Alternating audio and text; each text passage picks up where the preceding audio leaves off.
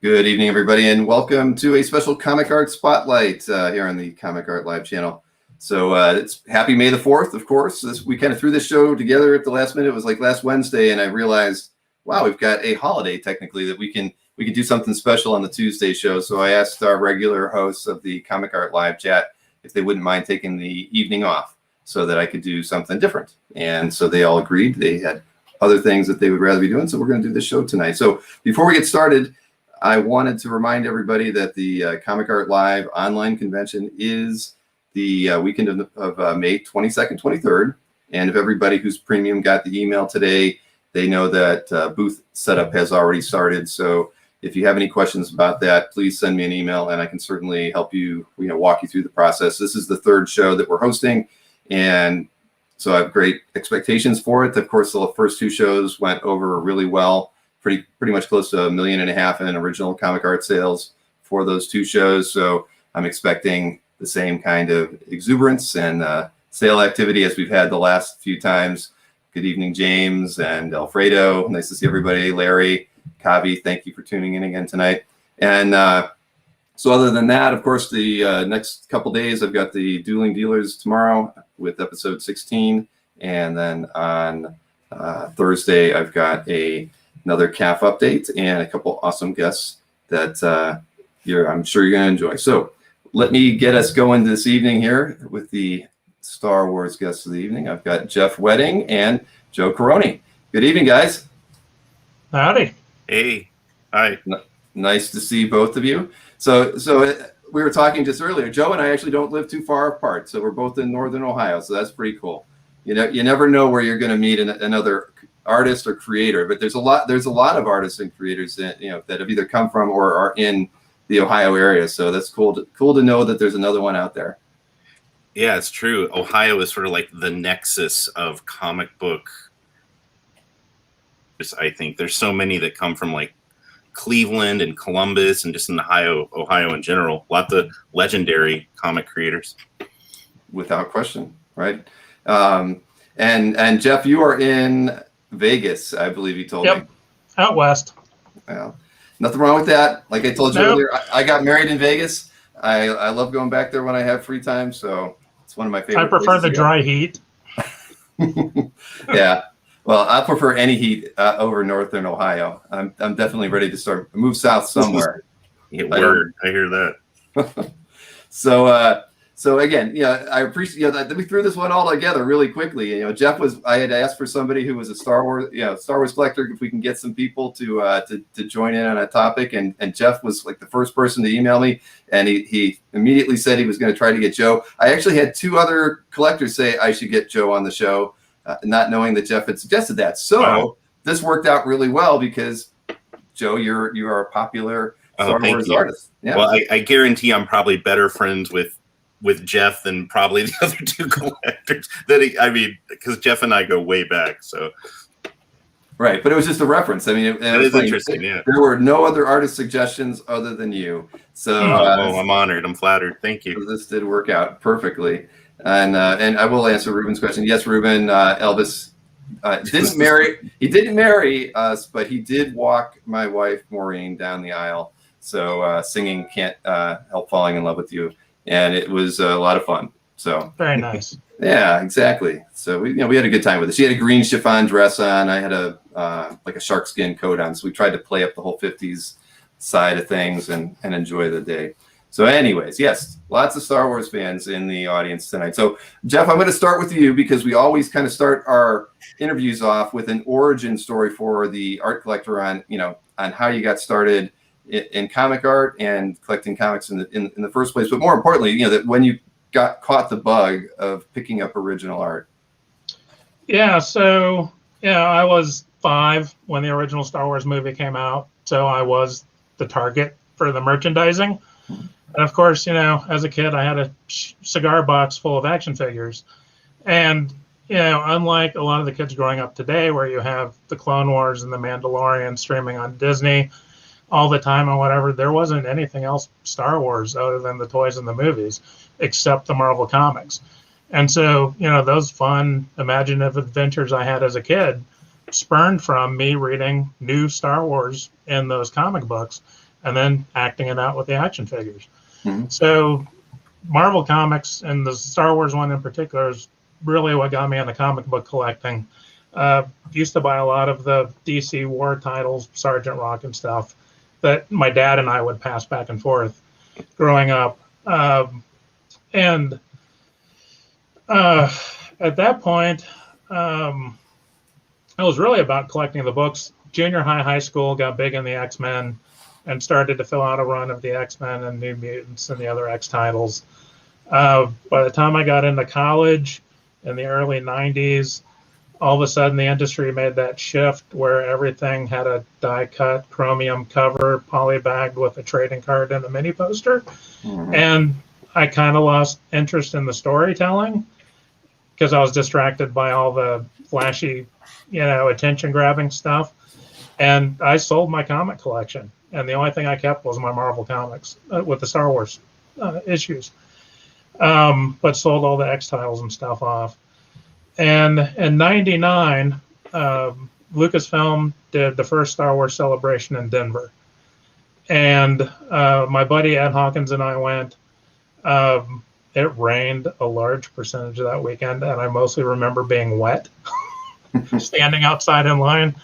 But they did it at the Air and Space Museum, and we bumped into Dave Dorman. And at that time, he had his license to do his Rolling Thunder prints, and a whole series of those were Star Wars. Mm-hmm. And at some point, while we were looking at the stuff on his table, he's like, I've got prelims and stuff for these prints. If you're interested in original art, why don't you meet me back behind the F-15 in an hour, and I'll pull out a portfolio. And I picked up a couple of Dave Dorman prelims there at Celebration 1. And not quite a year later, Joe was doing stuff for Star Wars Gamer magazine, and they did an article on the Marvel Star Wars aliens, the ones that appeared just in the comics.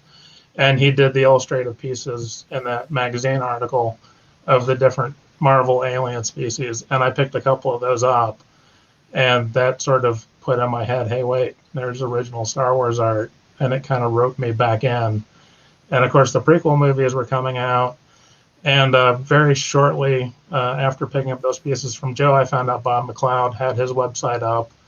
And I just picked up my first original Star Wars page from him, and it just snowballed from there. So, but I've been out of it for 5 or 6 years, and I just jumped back in January, and then saw that Heritage auction with the Bob McLeod cover and splash page. There was some sticker shock. I got to admit, I'm not sure if it's the right time to get back into this, but there's still plenty of deals out there, and if you're looking at some of the later stuff, there's still plenty of affordable Star Wars art to keep collectors chasing. And I've sort of taken the approach of trying to get one representative interior page from each of the artists that's worked on a Star Wars book. So there's plenty of fodder for me to go after. Right. Are you how close are you? I'm sure you've got a long way to go. I'm nowhere close. And the number of books that Dark Horse and the new run of Marvel titles have done, it's gonna keep me busy for quite a while. Sure. Yeah. So but you've had a CAF gallery for a while, so you were just inactive for a period of time before you got back in at the beginning of the year? Yeah, so I wound up as an exhibitor going to Comic-Cons, sort of doing Phoenix, San Diego, shows here in Vegas. I hooked up with Joe, and we became friends after I picked up that artwork from him. And so I started helping him out at his Artist Alley tables, and then that rolled into us getting a booth in San Diego and working with our friend Justin, who does world famous comics. And so I was exhibiting for a few years. That put me in touch with a lot of folks in terms of trading and buying pieces. And then, Real World and Real Job started to take more of my attention away from being able to get away on weekends. And that's sort of when I didn't plan for the hiatus to be quite this long, but sometimes life has a way. And then a pandemic happens, and then one day I find out that you're doing all these great videos. And so now I'm playing catch up on all the stuff that you've been streaming over the last year and seeing all the new stuff people have uploaded in galleries. And been real fun getting back into it. Well, I'm very familiar with World Famous Comics too. I've followed that site for a long time, so that's pretty cool. But well, yeah, but the thing is, you're right. You're coming back into it at a crazy time where prices are much higher than they were when you kind of took your hiatus or started it. So yeah, it's a challenging time for collectors, but still fun. I mean, the thing is that the best part about it is there are so many sellers out there right now because they're seeing the prices. So there's more art on the market now than there ever has been. It might be out of reach in some cases, but at least there's more art to look at that you could potentially buy or swing a deal for. So, well, and Joe and I were chatting about this on the phone the other day. I think part of it is the pandemic. You know, you have a few folks who are big collectors who would go to 15 shows a year and drop a couple grand at a show on original art and also pay for their airfare and their hotel and their food expenses. And none of that is now in the equation. And so they've got more money in their pocket to just drop on the art. And then the other thing is, you know, in terms of sort of comic books, it's not the golden age, but in terms of Star Wars, those original Marvel series pages are the golden age of Star Wars comic art. Mm-hmm. And I think the prices are now just starting to adjust to reflect the interest.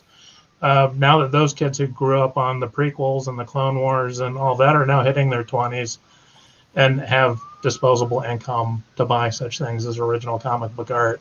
And I think we're seeing a price adjustment.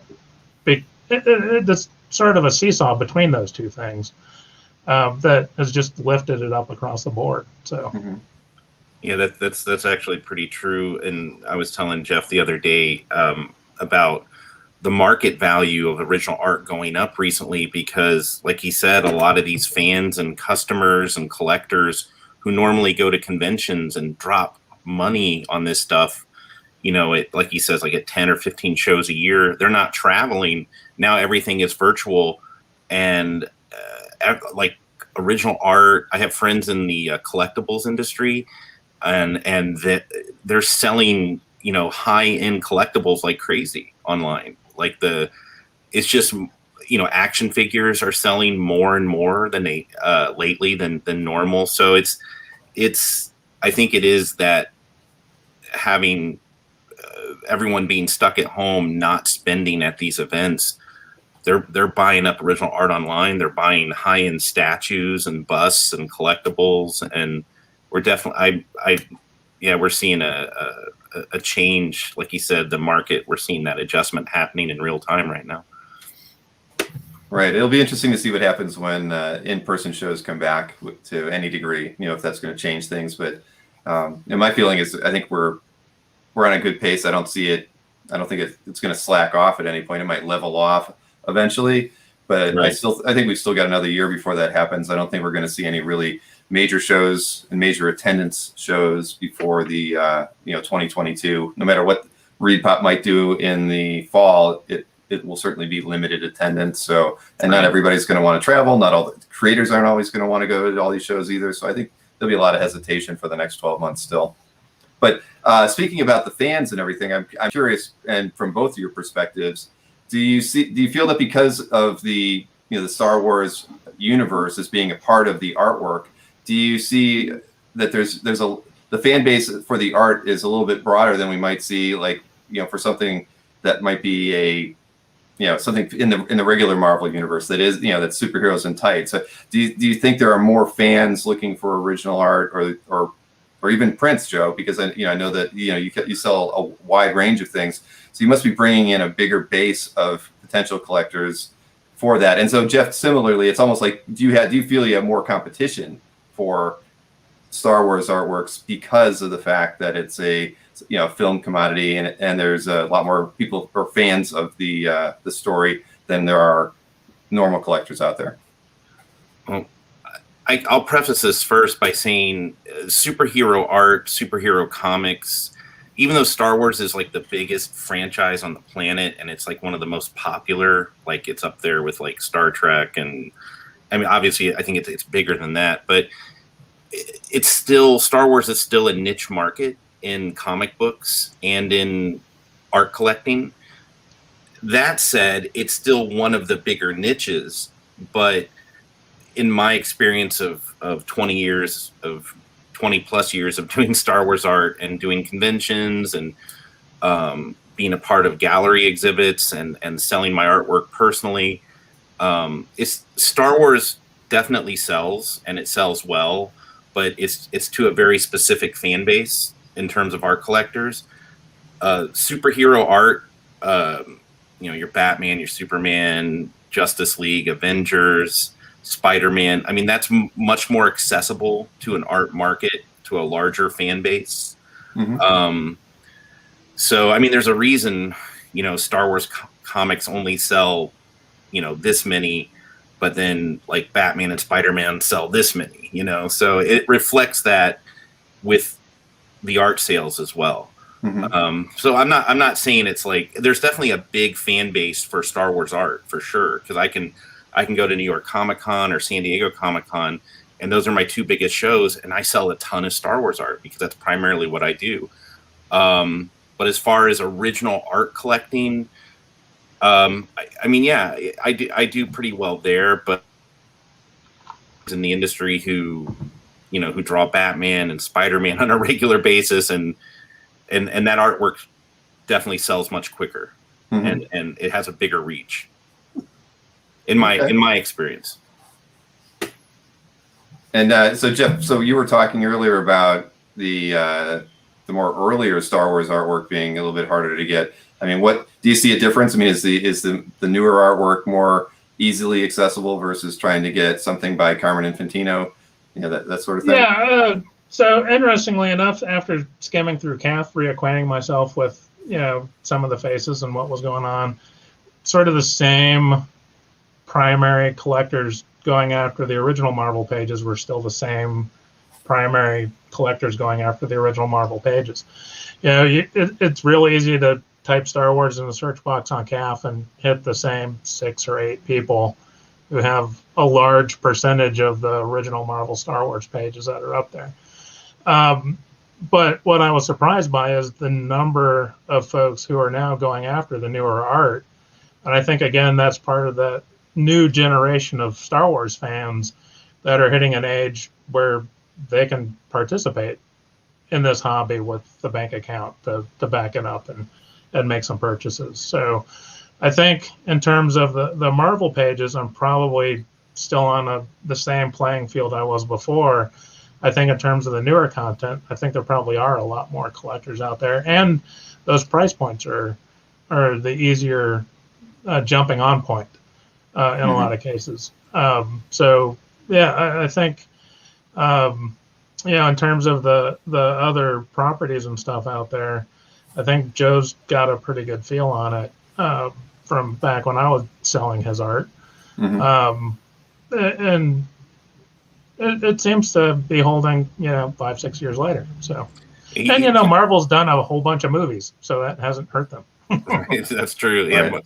Well, the other thing is, I mean, as epic and as big in scope as Star Wars is, and it is the biggest franchise on the planet, you still have, really only like 40 plus years of content for Star Wars. But Marvel is double that. I mean, Marvel's like 80 years of content, right? Right. I mean, there's a reason they can keep going back to that well and pumping out these movies that are, reaching this really large fan base because they just have a wealth of material for their stories and their characters. Not that Star Wars doesn't, but Marvel's been in the pop culture subconscious much longer, and they've probably have done even more in terms of merchandising when quite possibly, I'm not sure, but I mean, it seems like they could have. But Jeff's got a good point about the newer collectors who are now the ones that grew up like during the prequel era when the Star Wars prequel movies were new. Because, when I was doing Star Wars art back when the prequels were brand new, no one was really buying it because everyone hated the prequels. Everyone's like, oh, I only like the classic trilogy. So, but I was doing Star Wars art pretty early in my career, for licensed projects for episode 1 and episode 2 and episode 3. And that artwork just wasn't selling as much as, say, the classic trilogy art. And that's still true today. But these kids that grew up with the prequels and the Clone Wars, now they're in their early 20s, mid 20s, or maybe even their early 30s, and they do have that disposable income now. And to them, the prequels and the Clone Wars, the early Clone Wars, that's their Star Wars. They identify with that. So now when I go to conventions, when it's not a global pandemic, but when I'm doing like, 10 or 15 or 20 shows a year, I'm selling much more prequel era art than I, not the classic trilogy stuff still outsells anything, but I'm just selling more prequel era art than I normally did years ago, because those kids are grown up now and people come by the booth all the time. Like, hey, do you have anything Clone Wars, anything with Anakin and Obi-Wan? I get that all the It is that younger audience has grown up now, and their focus is that era of artwork for sure. Well, that's I guess that's to be expected, right? I mean, we're seeing that in just Marvel art. I'm seeing a lot more younger collectors, and I say younger, they're in their late 20s and early 30s now, coming into the market and having a lot more expendable income than I do. And I think that's great, though. I mean, I think the hobby needs that kind of turnover, and it needs the youthful people in the hobby kind of moving it along and giving direction to what's going to be popular, and even in the way that they conduct their business, as far as like working together as a group and letting each other know what's out there. It's interesting for me to see that happening, because I felt like I had, that I wasn't really seeing this new wave of collectors coming in. And now it's just very obvious to me that over the last few years, there have been this large influx of younger collectors coming in. And I think that's great. I was really curious about that, to see, where the focus was. So that's interesting.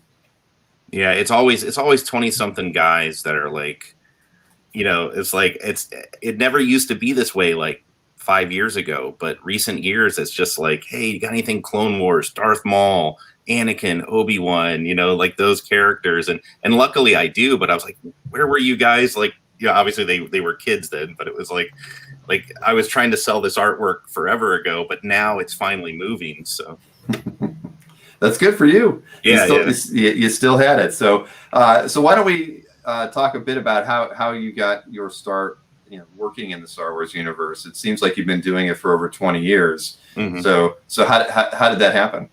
Well, I think Jeff and I lived sort of parallel lives on different ends of the continent because his story is very similar to mine. I was 4 years old, or just barely 4 years old, when Star Wars came out, right around my birthday. And it blew me away. It was like the first movie I'd gone to as a kid, the first movie I remember seeing in the theater. So it left an indelible impression on me. At the same time, for my birthday that summer, my mom picked me up from the babysitter on my birthday with the Marvel Comics adaptation of Star Wars, but it was the treasury-sized edition, the really good one. So that was on, I still remember to this day, she had it sitting on the dashboard of the car when I got in the car. And I was like, whoa, what's this? And of course I'm like, yeah, Star Wars. That's how, when we were kids, that's how we relived Star Wars, because we didn't have the VHS yet. We didn't have Disney Plus with 5 different Star Wars shows on it. Jeff and I relived Star Wars through the comics and through our action figures. So it wasn't really until, I was probably in junior high maybe, or early high school when I finally got Star Wars on VHS, where I could just watch it. And I watched it like every day before school, like the whole trilogy. And then I would watch the Indiana Jones movies, and I basically every day after school, I'd watch like a half hour or an hour of each one. But that was my childhood. That was my life growing up with Star Wars. It was really the Marvel Comics series that dovetailed with, those first 3 films. And that's what kept my imagination going. So I would buy the Marvel Comics, every month and back when it was just one Star Wars book and not, 5 or 6 series. And that's what kept me going. Those 3 years in between movies, we had a long wait. Nowadays kids got it so great because maybe they wait a year or 2 years between movies anymore. But back then it was a really long wait for that next Star Wars film. But the Marvel comics kind of filled in that gap for us, and I would draw from the comics. So that's how I expressed my imagination was, I would draw the action figures. I had like the large 12-inch Star Wars dolls as well that Kenner put out. Mm-hmm. And that's how I kind of learned to draw anatomy too. Because I would look at the large dolls and I'd be like, okay, this is how I draw a hand, or this is how I draw the shape of a foot. So it was the Star Wars toys and the Marvel comics that just compelled me to draw those characters and create my own scenes and illustrations. And I was, doing my own comic books as a kid too. So, so doing all that, growing up, and it wasn't just Star Wars. Star Wars introduced me to other comic books. So once I got my first Star Wars comic book, I was collecting, like Jeff said, X-Men. I was a huge X-Men fan, especially the John Byrne, Chris Claremont era. So I have all those. So I was collecting X-Men, Avengers, Captain America, Spider-Man, Hulk, Batman.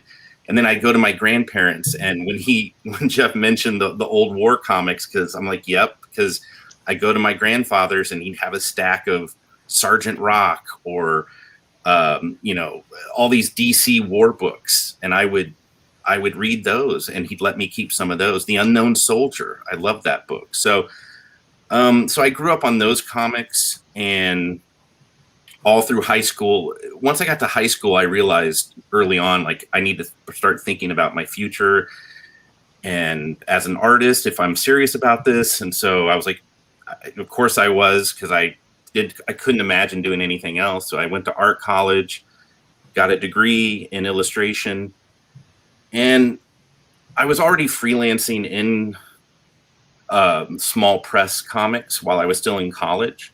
I think I got published my sophomore year, illustrating for a small studio out of Kentucky. And I was doing some comics written by Tom and Mary Bierbaum, who used to write, Legionnaires. Was it Legion of Superheroes or Legionnaires for DC back in the day?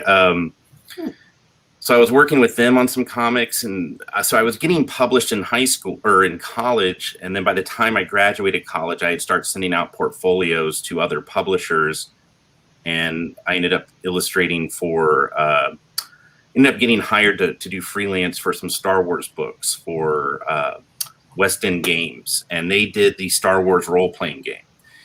And that's basically like Dungeons and Dragons, but the Star Wars version of that. And I was doing illustrations for all these different Star Wars books and games. And then, that just led to other Star Wars projects after that. So, and then that's how Jeff discovered my artwork for Star Wars Gamer magazine, because I was illustrating artwork based on the Marvel comic series of aliens who were featured in that series. So I did some illustrations for that series, and I ended up selling the originals on eBay after the issue had come out. And then that's how Jeff and I met. He ended up picking up some of that artwork. And then we didn't really meet in person until a few years later, until Celebration 2, I think. Yeah, it was Indianapolis.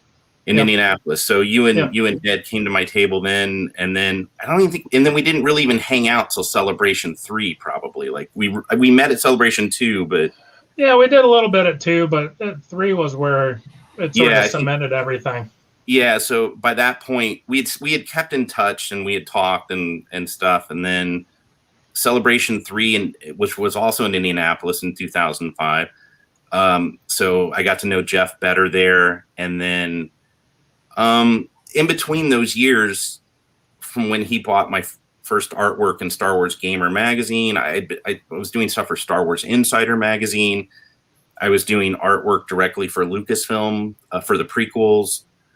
And then just all kinds of stuff, like a painting here, a bunch of illustrations there, just basically wherever I could find Star Wars work. I even did some action figure packaging art for Hasbro on some Star Wars figures. So basically, since then, I did some comics for Dark Horse as well. I did a few issues for them, and then after that, I did a ton of work for IDW for their Star Trek series and a bunch of other comics, like a lot of other licensed properties. And then in more recent years, I've been doing more Star Wars fine art for like Disney's fine art division for Star Wars, like a lot of fine art galleries and publishers and stuff like that. So more Star Wars paintings and full color illustrations. That's definitely where my artwork has kind of shifted focus to. So that's cool. So it's not even being used for merchandising. They're using it for fine art prints and that sort of thing. Yeah, I mean, it ends up occasionally on merchandising. So like if once I do something for Star Wars, for Lucasfilm or Disney, they own the rights to it. So like I was doing artwork directly for the Disney parks. So if you go to like Disney World or Disneyland, you could buy my artwork in the parks. They would sell them in the Star Wars shops there. And then since then, it pops up like on puzzles or T-shirts occasionally. So it's just, and I have no idea when or any control of that. So every now and again, I'll see something like, oh, there's my artwork on some playing cards, you know? So, but it's all fun, you know, because I love that stuff and I collect it as, you know, when I can. I'm a very small time Star Wars collector. Like I'll get the occasional action figure or something, but yeah, so it's cool to go out in public and find my stuff on random things from time to time. Very cool. So when we were talking earlier, so you don't collect original art, or do you have a few pieces of art from other artists that you pick up along the way? I mean, I'm because I'm an artist for a living, and this is my day job every day, and I have to hustle like every day, especially when there's a pandemic and there's no Comic Cons to make that extra money at. Yeah.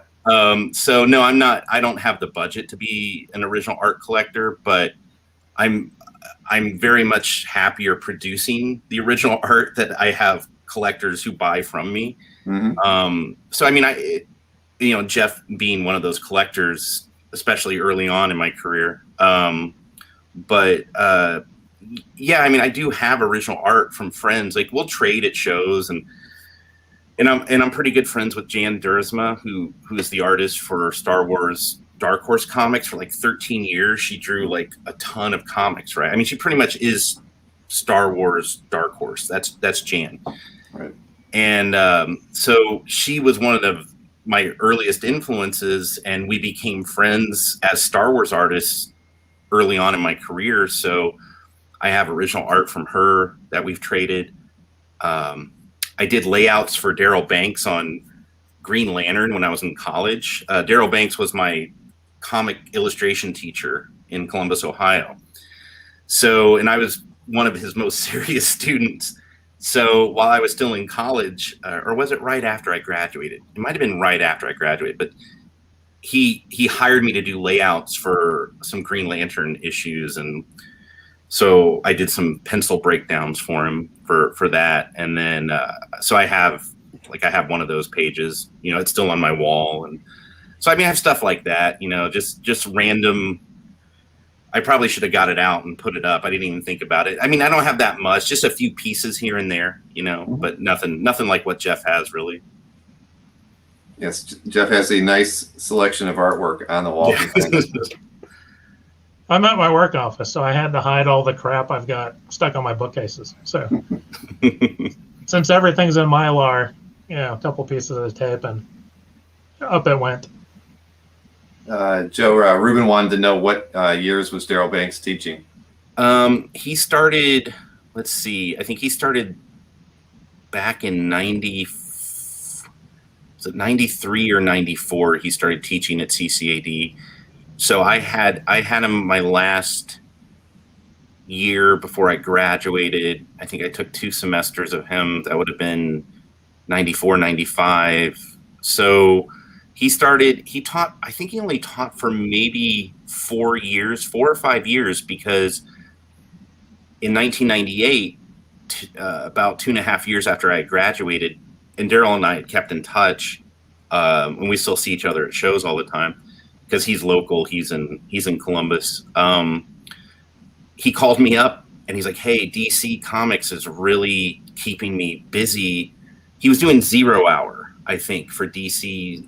So he was doing like a lot of Green Lantern books and another mini series. And he's like, I can't really teach this class anymore. Do you want to take over for me? And I'm like, I had just had my daughter, like she had literally just been born at the time. So I'm like, yeah, I could use the extra money. So I ended up taking over the comic book illustration course in 1998, that summer. So, and I ended up teaching it for 10 years at CCAD, while, and I was doing comics and Star Wars art for other publishers as I was teaching the class. But yeah, so Daryl taught I think he taught like 4 or 5 years, from like 94 to 98, maybe, or 93 to 98. So Ruben asked, he was teaching while he was doing the comics then, which is why it got burdensome. Yeah, it did. He got overwhelmed with the work that DC was giving him. He was like, he didn't want to give up Green Lantern and some of the other projects he was doing for DC at the time. So he just couldn't manage the class and the comics work at the same time. So luckily, it benefited me. So I was able to take over, and I did it for 10 years. Wow. And while you were producing too, so that had to have been a lot of. Well, you had a new baby. You needed the money, so yeah, it was part time. I mean, I was only teaching 1 night a week, so it wasn't. It wasn't a burden for me. I think Daryl was teaching 2 nights a week, Tuesdays and Thursday nights. When I took over the class, the school had cut the budget and they trimmed it down to 1 night a week. So I was only doing. But I ended up teaching some other illustration courses here and there throughout those 10 years as well. So technically, yes, I was teaching a few nights a week here and there. But yeah, I miss teaching. It was fun, but I'm also very much happy to be illustrating completely full time too. Very cool. And before we move on to Jeff's artwork, Stanley just had a question: have you met any Star Wars celebrities? I guess during your time. Certainly, you've been at Celebration, and so I would assume you've seen a few people there. Yeah, I'm sure Jeff has some stories too. Jeff and I have done a lot of conventions and events together. So, yeah, I mean, I've had run-ins and just chance meetings and really crazy stories with so many. Like, if you had told little Joe at 4 years old in 1977 that he was going to be hanging out with Darth Vader and Boba Fett and C-3PO and R2-D2 and Princess Leia at conventions, and like I don't want to take up time telling all my stories, but yeah, I mean, I've Carrie Fisher kissed me on the cheek once and I've almost fainted. I've had private dinners with Peter Mayhew and David Prowse, all because of my association with Star Wars as a Star Wars artist and working with Lucasfilm and getting to go to Celebration and all these Comic Cons where these actors appear at. So, I mean, I'm just an artist. I'm just hustling month to month to pay my bills. But when I'm at a Comic Con, when you're a guest, if you're a guest artist at a Comic Con, you basically end up, behind the curtains with all the other guests, the celebrities. So you're kind of at those events, you're treated the same basically. So I'm able to I'm hanging out in break rooms, or I'm going out to dinners with, people I normally wouldn't have access to when I'm just doing my drawing thing at home. So it's been surreal. It's always as a fan, a lifelong Star Wars fan, it blows me away when those things happen, but it happens often when I go to Comic Cons or Star Wars Celebration. Yeah, there's some of them are on such a different level in terms of how they, treat their celebrity status. Dave Prowse and Peter Mayhew in particular were so geared towards using part of their celebrity status towards charity that they would regularly come through Artist Alley during the Star Wars celebrations in particular. Oh, yeah. And talk to the different artists and say, hey, I'll sign 5 of your prints that you can sell on the side to get you a little money, but also can you give me 5 prints that we'll both sign that I can hand out to these charities and raise some money for the charities. And so, I'd be sitting at Joe's table, while he was going to get a lunch break or whatever. And, Dave Prowse would walk up to see what was going on. And, it was really, it was a good time. Over the years, we got to be friendly with Dave, because and even Jeremy Bullock, who passed away recently, rest in peace. I got to be very cordial with him over the years because we had done,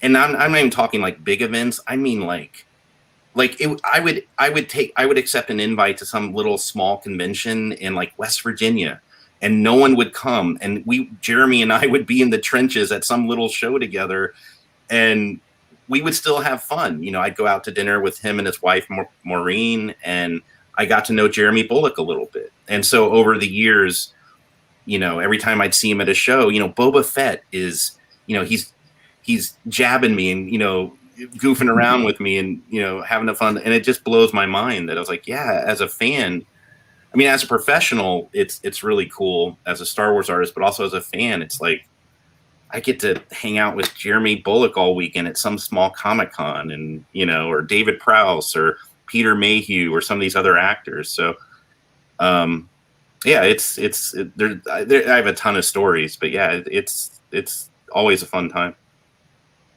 Very cool. Brian Peck had a question too about, drawing Star Wars characters as opposed to general superheroes, or when you have to work with the likenesses and that sort of thing. Do you find that more challenging or more confining as far as like your freedom to express yourself, I guess? Yeah, I mean, it's just a different state of mind, or you just shift gears differently. Like, primarily, I do licensed work, primarily like Star Wars and Star Trek or X-Files or Buffy or stuff like that, when I was doing like Buffy comics. So it appeals to me in the sense that I'm very much a movie guy. Like I'm a very big film buff and movie aficionado. So I like to make my artwork as cinematic as possible. So getting to draw those cinematic characters appeals to me. I find it fun. It can be challenging for sure to nail a likeness, and it's much easier to draw, Spider-Man. It was just a mask, or a cowl on Batman, and just kind of a generic, jaw. Yeah, of course, that's much easier. And there is fun in that too. Like I love when I get a commission from a fan that's like, hey, can you draw me Batgirl, or can you draw Judge Dredd or the Phantom, or something like that. I'm like, yeah, sure. And I can sort of turn my brain off and just let my imagination go. But when I do Star Wars characters, when I'm doing likenesses or I'm painting likenesses, like, yeah, it does take longer. Yeah, it is trickier, but it's not necessarily a challenge. I don't see it that way. I just see it as another form of enjoyment because I love those characters or I love those movies. So, but it does, there is a different set of skills it requires, and you have to shift gears mentally when you're sketching, if you're sketching Batman as opposed to sketching Darth Vader, or a likeness like Luke Skywalker or Han Solo. But yeah, it's fun, it's challenging, but it's not really that much harder than drawing something else. Especially if you've done it a lot. I mean, right? Yeah. It's second nature. I mean, do you have some drawings where you're like, I got that one exactly the way I wanted it as far as the likeness, and sometimes you're just like, it could have been better, but it's done. Yeah, it's funny because I was at Planet Comic Con like 4 years ago, and this fan came to my table and he requested a Star Wars sketch of Jyn Erso from Rogue One, the female lead character in that movie. Right.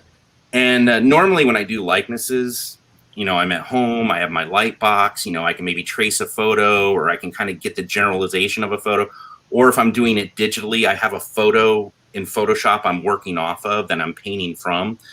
But when I'm at a convention, I don't really have those luxuries. I just have to wing it. I have to look at a photo on my iPad or my phone, and I go, okay, there's a photo of Jyn Erso. Now I'm going to draw Jyn Erso on my sketch pad. And I did this sketch, and it I mean, not that this never happens, but in particular, I just remember this moment from this convention 4 years back.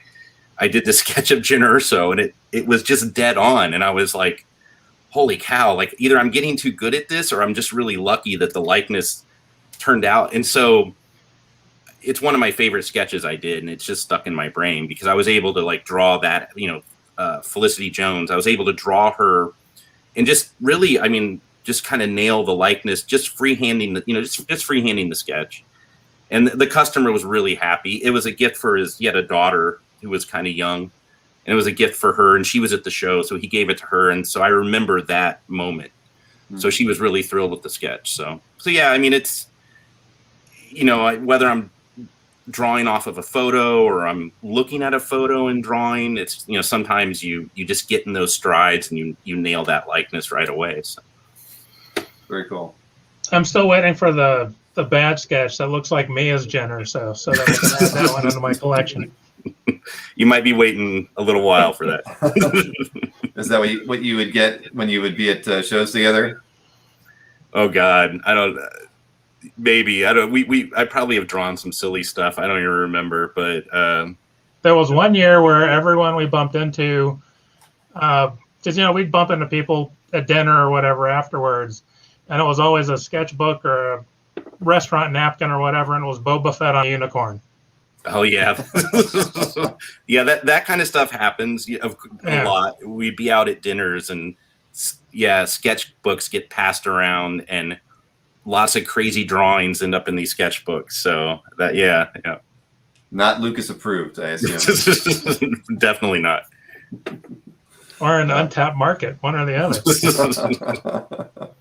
Well, if those images ever get out in public, well, some of them probably are. I imagine a few might be out on CAF or something. There's some Facebook posts here and there. You might be able to find them in if you dig deep enough, or you know where to look, maybe. Sure. Well, why don't we look at some of Jeff's artwork? He gave me a nice selection of pieces to look at here. So here, I'll pull up the first one.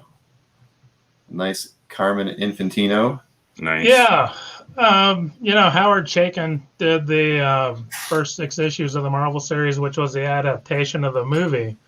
But when I think early Star Wars, I mean, the ones that I kept going back and rereading, Carmen was the one that had done a lot of the art on those. This page in particular is one that he did the pencils on, and Gene Day did the inks. And for the younger collectors out there, you'll notice this one's stamped inventory at the top. It seems that a lot of stories that got passed over for the U.S. releases were recycled in the United Kingdom, and they did a Star Wars weekly comic. Instead of a monthly issue, it was a weekly. And what they would do is they'd take a U.S. story and basically break it up into thirds. And so each week you get the next third of the story. But by doing that, you had to introduce some new art at the beginning and end to, reacquaint the reader from the previous issue. And so there'd be an extra panel with a recap or an extra half page or something.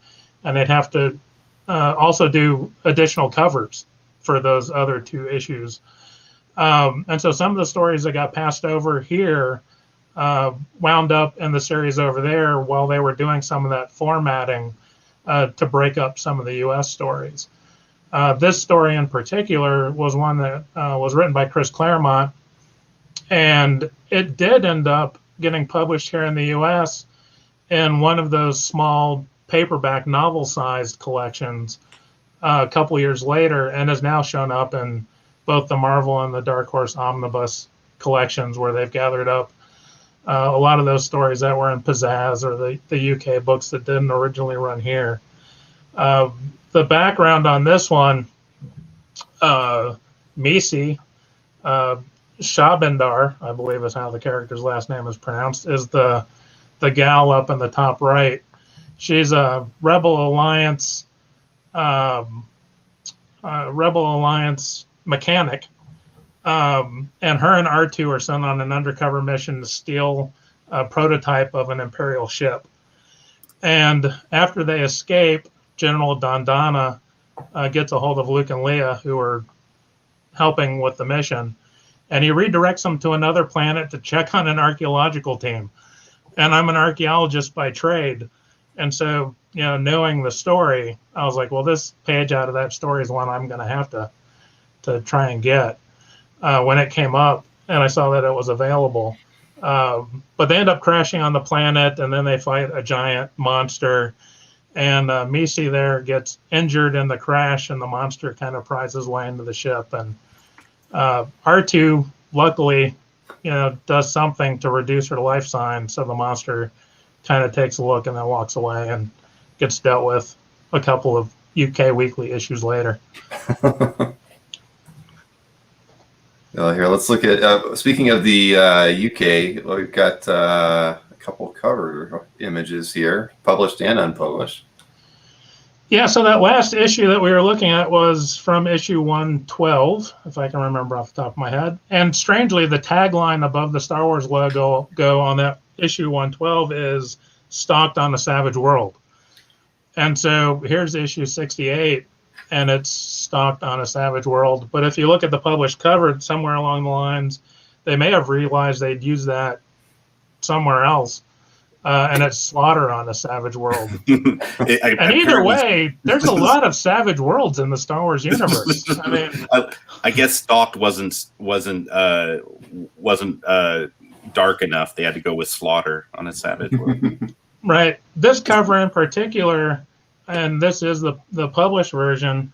Frank Springer did the pencils and the inks.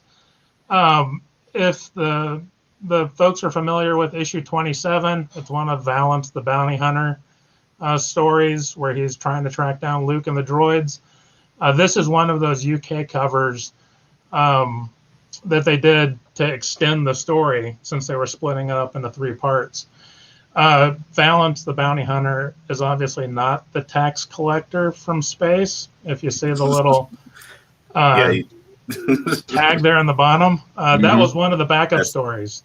So in addition to doing the third of the Star Wars issue in each of the weeklies, they usually had 2 or 3 backup stories that would run as a serial behind it. And so that always makes me laugh, though, thinking that Valance really was working for the Imperial IRS the whole time. It wasn't just bounties he was after. You know, it's interesting. They brought back Valance in the Marvel comic series recently.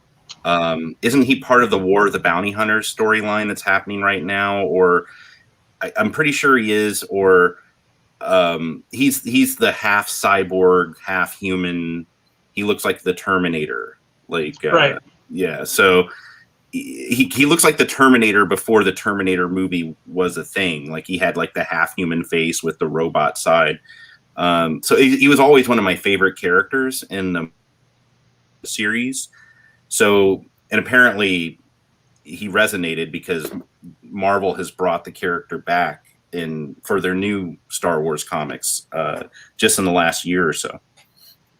Yeah, the original Marvel series ended at 107. And then I guess, was it Marvel's 80th anniversary or whatever? And now that Star Wars was back under the Marvel banner, they did a special issue 108. And it was... Yeah, after Valance had presumably been killed in the original series, he came back and then gets killed again in 108. But then now he's turned up in this new series, which I haven't read yet. So I'm going to have to figure it out. I haven't read it. That's part of the thing with Star Wars is I know a lot of fans get caught up in what's canon, you know, and what's official. I've always taken the approach that these are just like the Arthurian legends. And there's going to be endless variations, and I'm going to enjoy all of them. So I just look forward to seeing how they resolve that little. Yeah, and if Days of Our Lives can bring back characters all the time, or the X-Men, Surely we can bring back a half cyborg bounty hunter. So. Right. Well, and it's I find it interesting because I think him and you have Jackson, which is the 7-foot tall Green Rabbit guy, alien. Right. They brought him back recently as well. So I mean, yeah, they're going to bring back characters like Grand Admiral Thrawn and some of these other characters from the novels who have been very influential characters, in the Star Wars pantheon. It's just interesting to see now they're starting to bring back some of those classic Marvel characters now that originated from the Marvel books. So as a fan, I find that interesting. Like, okay, we get some of these like really big mythology characters, but now we're getting some of these really obscure comic book characters that only guys like Jeff and I loved as kids. Now they're being, reintroduced to a whole new generation of fans.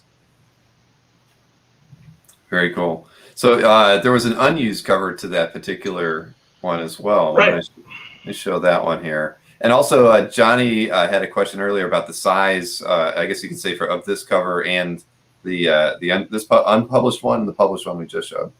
So they're that's what 11 by 17 roughly, the normal Marvel page size of the time. Yeah.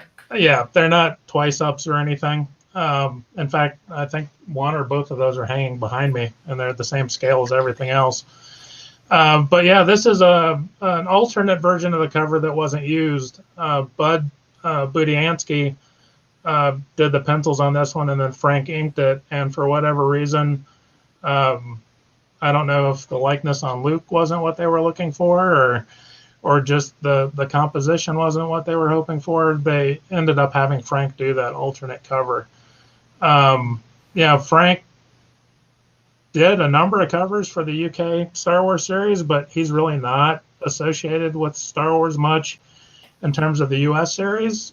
From Marvel, I remember him on Nick Fury, Agent of S.H.I.E.L.D. and the Dazzler comics. And Bud, is Mr. Transformers. In addition to doing the comics, he created and named a whole slew of those characters, like Megatron and stuff. Mm-hmm. So it's real interesting to see, this little bit of side work they were doing in the Star Wars universe. It's interesting when I look at this artwork. I can take a guess at maybe what they might have had an issue with as a Star Wars artist, or even just as a comic book artist, because when you're, and this is something Daryl Banks actually taught me, when you're drawing and inking characters with light, I remember I was drawing Supergirl, and she has long blonde hair, but the way I was inking the hair, I had too many darks in it. I was putting too much shading in the hair. So when I look at this artwork of Luke, I mean, he kind of looks a little bit more Conan the Barbarian or something with the long dark hair. And I'm like, yeah, I mean, that's an easy fix. You just don't, you do more line work and less shading, less graphic shadowing on the hair. And that's just something Daryl taught me whenever, you're drawing characters with blonde hair, or if you're drawing characters with light colored hair, you just, you lean off of the shading more. So, I mean, maybe they had an issue with Luke's likeness and the way the hair was inked possibly, but. I saw Scott's comment. I do like this 3PO better also. So. That 3PO is a little more. Yeah. Yeah. I would agree. Now that I'm looking at it. It was one of those situations. I think the published cover. This was a while ago. I think I picked it up from Mike Berkey at a show. And then the unpublished one, I can't remember where I picked that one up at. But to get the two of them back together.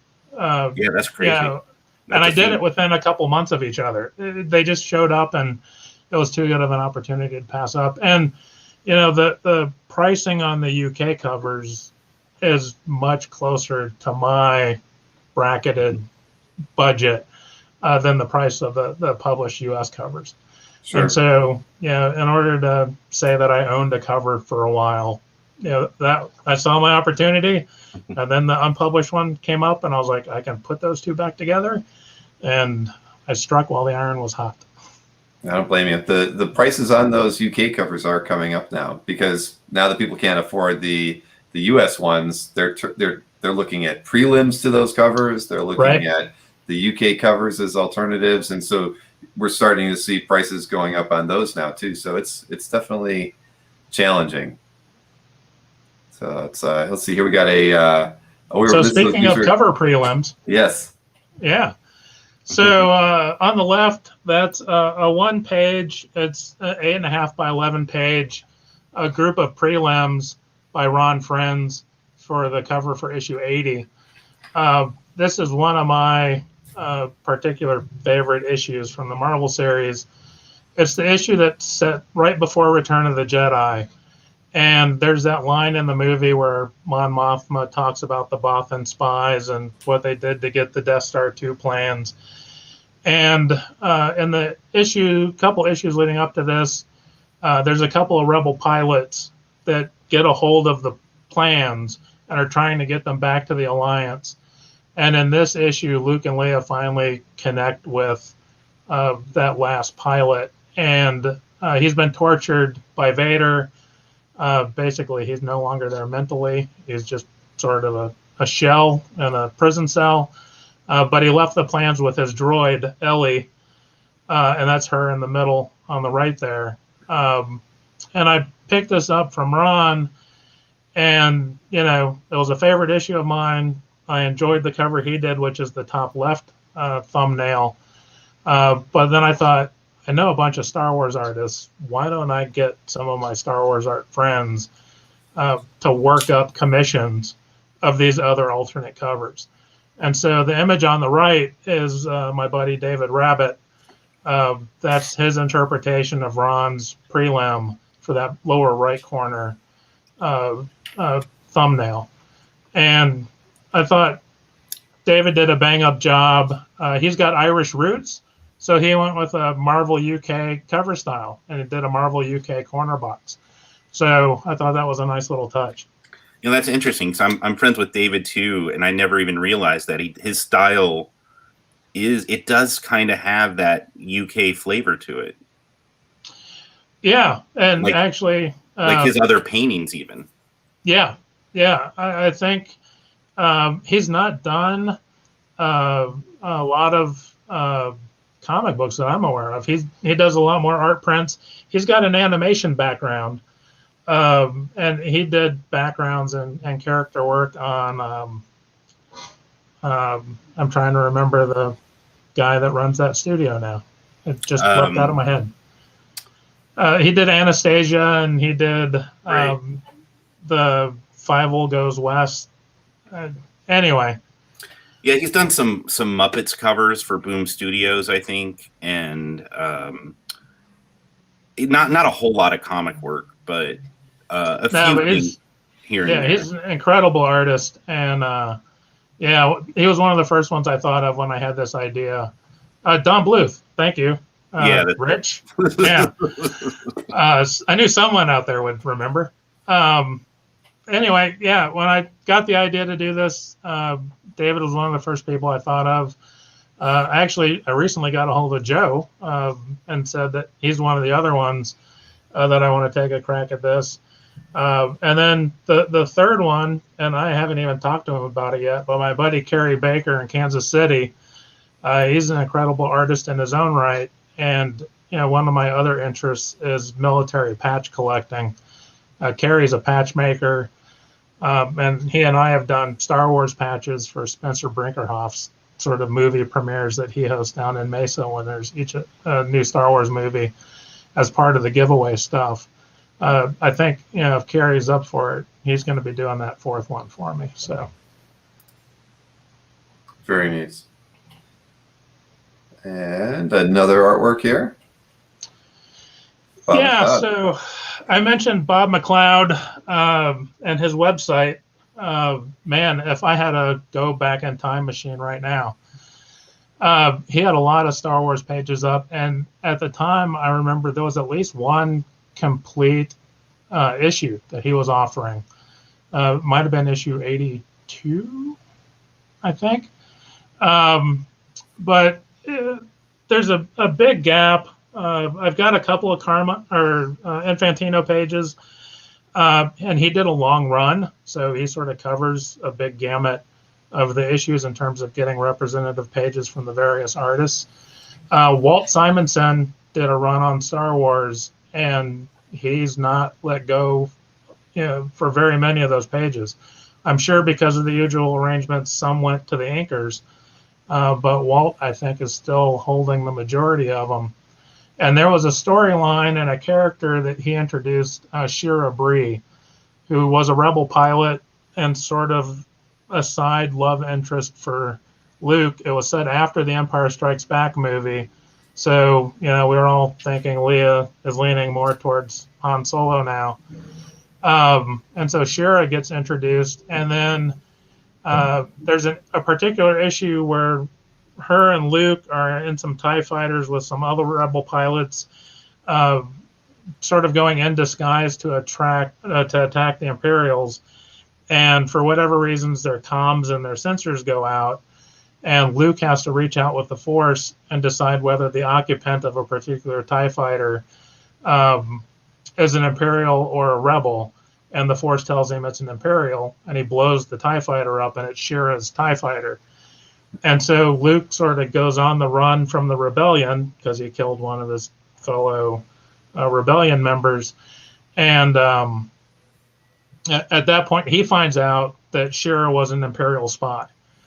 And so we get this little tag at the end of that story arc that Darth Vader has Shira suspended in a Bacta tank, and somehow she survived the TIE fighter explosion. You fast forward to issue 88 here, and we're introduced to the character Lumaya, who's the one in the top panel at the far left in the armor who Leia then blasts. And then a few issues later, we find out that Lumaya is really now part cyborg and is sort of a female equivalent of Vader, and it's Shira Bree, who's come back from the dead. So when I saw this... they refer to her as Lady Vader in the comics, and then eventually her name is revealed to be Lumaya, and she becomes a major player in the Star Wars novels later on. Yeah, so this is her first reintroduction into the series in the sort of cyborg armor. They change it up quite a bit between now and her next appearance. But once I saw this page was available from Bob, and because I had an affinity for that character, and it was from her first return, it's one I grabbed. So I don't blame you. Do you have other pages by Bob?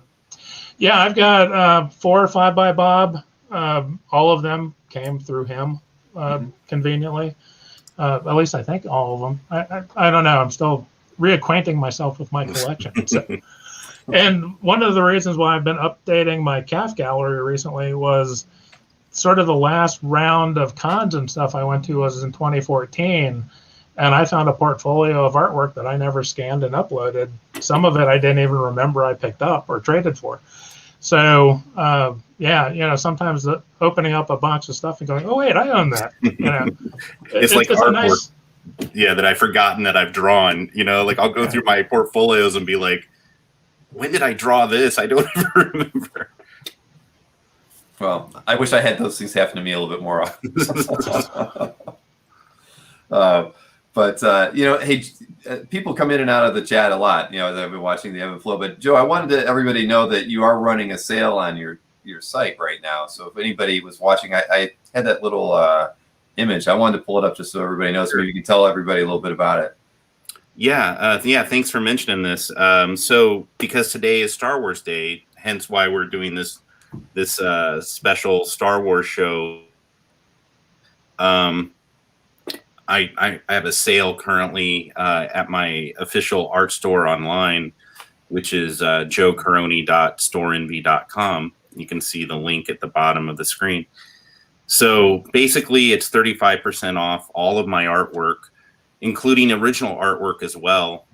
So I do have some original Star Wars illustration work available in my store, along with tons of prints and posters, but it's a sale on everything, not just my Star Wars art. So if you visit my store and you like anything you see, whether it's a print, a poster, or maybe a piece of original art, or a painting, or a hand embellished canvas, maybe, feel free to order it and use the promo code Star Wars Day, all one word, on checkout, and that'll get you 35% off, and also a free Star Wars print that I'm giving away. So feel free to visit my online store and check it out, and let me know if you like anything, and if you have any questions, my email button's right there as well. So, but yeah, cool. Yeah, thanks for mentioning that. Not a problem at all. And I did put it in the description to the show as well. So anybody who's coming in a little bit later, the link is right in our descriptions. So yeah, and the sale goes from it started actually a day or two ago, but it'll last until May 9th. So it's the sale is good for a week. So I think Sunday, May 9th is when it'll end, I think. Did you put together a press release or anything that I can share on Comic Art Fans as well? Or no, I mean, it's just an ad I'm running on Facebook and Instagram. So and a lot of the Star Wars fan sites have picked it up and shared it. Mm-hmm. So it's basically that ad which I sent to you. But yeah, if you visit my Facebook or Instagram, feel free to just we can share it.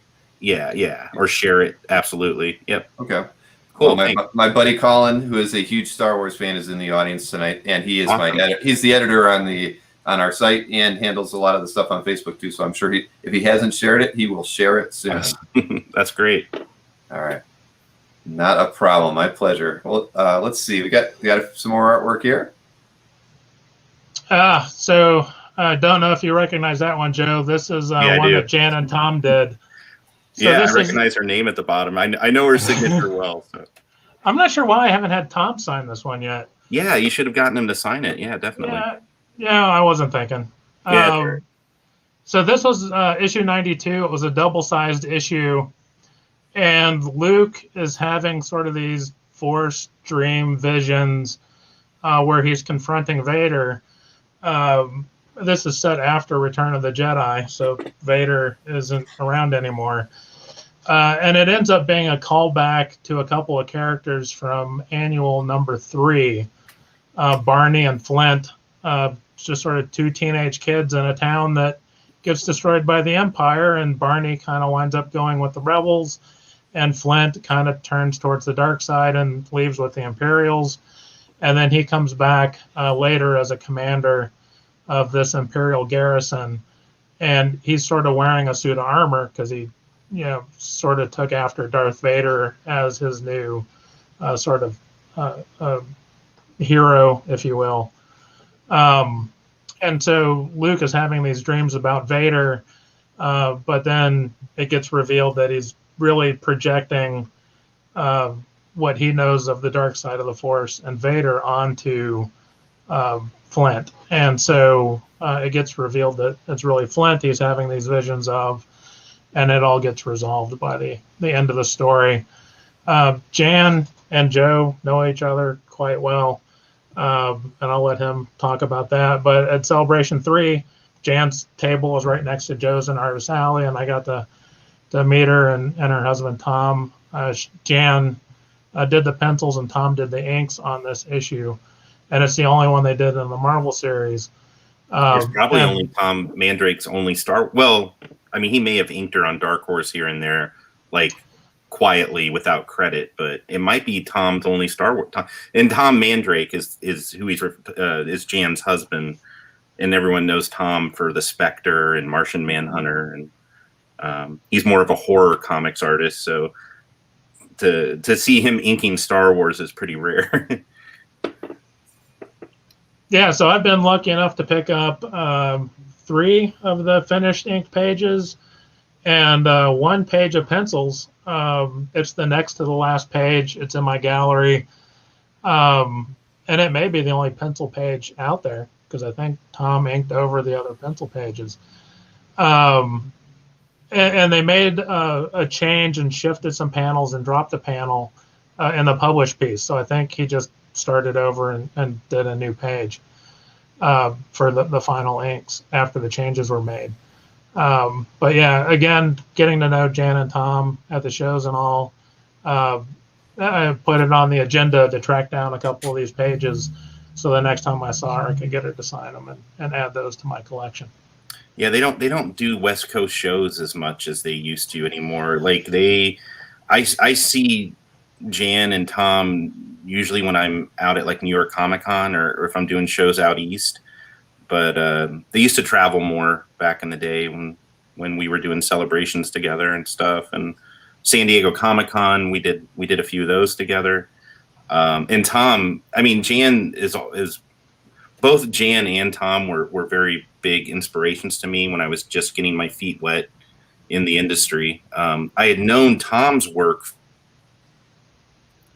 because of the Spectre, and I didn't realize until befriending Jan that, like when she was drawing for Dark Horse, that, and it might have been even through Jeff that I learned this, that going back, like, she did an issue of Marvel Comics too. I didn't know that when I first, because I knew her for her Star Wars work that she had started doing. I want to say it was episode 2 time. So she did the adaptation of the episode 2, the Star Wars comic of that movie. And then she started doing Star Wars Republic monthly for Dark Horse. And then shortly after that, we ended up at a convention together, sitting side by side at, I think it was Chicago, or it was Wizard World Chicago. It was right when Wizard World took over Chicago Comic Con. It was probably like a year or two after that, maybe, it was a few years after that. And we ended up sitting together in Artist Alley, and I was like, wait, you're Jan Duursema. I'm a huge fan of your work. And then I had no idea she was married to Tom Mandrake, who I was also a fan of. So I met Tom, and she's like, "Oh, have you met my husband, Tom?" I'm like, "Oh, hey, Tom, how you doing?" You know, yeah. And I find out he's an artist, and I go to his table, and it's like, "Wait, you're the artist for the Spectre and Martian Manhunter," and so yeah, that was pretty cool. Getting to meet them and hitting it off with them, and then because Jan and I were so deeply involved with Star Wars, and we were both very passionate Star Wars fans.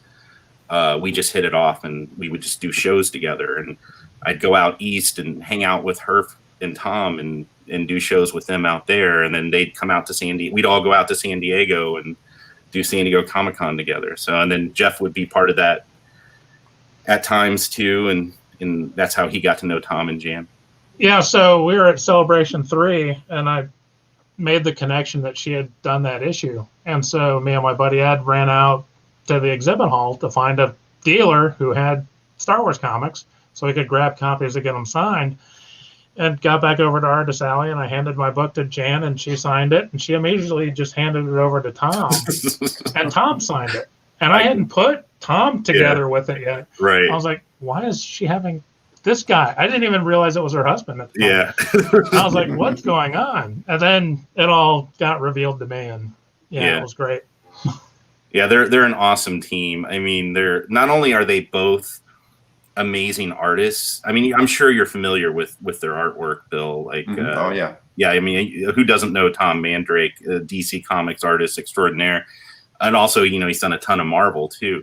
And now Jan is doing more work for DC. So she started out, I think, with Marvel.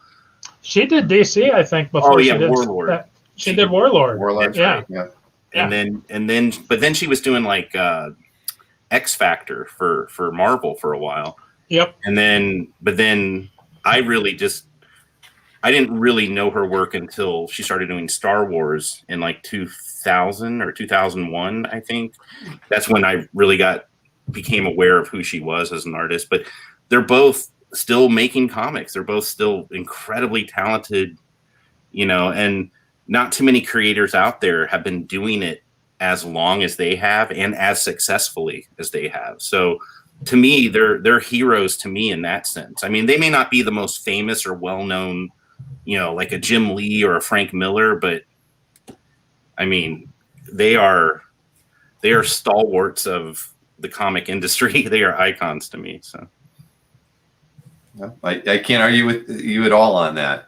Just noting, I want to actually link, because we have pages for artists on our site, and I'm going to link their their CAF pages into the description of the show too. Yeah, really absolutely. Yeah, that'd be cool. All right, so let's see. Here is some more artwork. Yeah. Cynthia Martin. Issue 96. And speaking of Lumaya, here she is again in sort of her revamped armor. A couple issues before this, she fights Luke, and she's got this crazy multi-stranded force whip that she's using, and she just beats the snot out of Luke in that initial meeting. And then Luke sort of thinks about it, and he realizes that there's sort of this dual nature to her whip. It's got physical strands that then are enabled with this force energy. And so he comes up with the idea to build a second lightsaber, a slightly shorter one, to battle her off using the two lightsabers. And so this is just a really great Cynthia Martin page. She came on towards the end of the series, and it was an abrupt change in artwork. She's got a very sort of anime manga style to her art, and it was very different than what I was seeing in the American books. But then simultaneously, it was right around the time I was watching rebroadcast of Star Blazers, and then I think maybe the first run of Robotech, the animated series on TV, and I started to get more interested in it, and I began to associate more with her style, and it resonated better. But it's a good page with Luke and the two sabers, and then that bottom panel of the two of them squaring off. And again, when these pages come up, you just can't. Yeah, this pass them. This is an iconic page for definitely a few reasons. I mean, one, because it's Cynthia Martin, but you've got Lumaya, and you have that really bold, expressive panel of her using her light whip, which it's basically it's a whip, but it works like a lightsaber. Essentially, it's sort of the same idea. And that panel on the bottom always, like, that's a very as far as, like, if you were to break or panels, that's a pretty iconic panel on the bottom of her fighting Luke with the light whip. Like, I remember back when I was having to draw Lumaya for a Star Wars gamer magazine, and when I was getting my reference from Lucasfilm, I mean, that was one of the pages they sent me, say, okay, we need you to draw Lumaya. And I knew who the character was. Like, it was just getting reference for the project, and it's often what they do. But I was sent this picture of Lumaya, and I was like, yeah, that's even as a child reading these comics, I remember this page, I remember this battle scene. And something else interesting now that I look at it now, this is also iconic because it introduces Luke's little second mini saber, where he has, like, the shorter lightsaber that he uses to counter the light whip.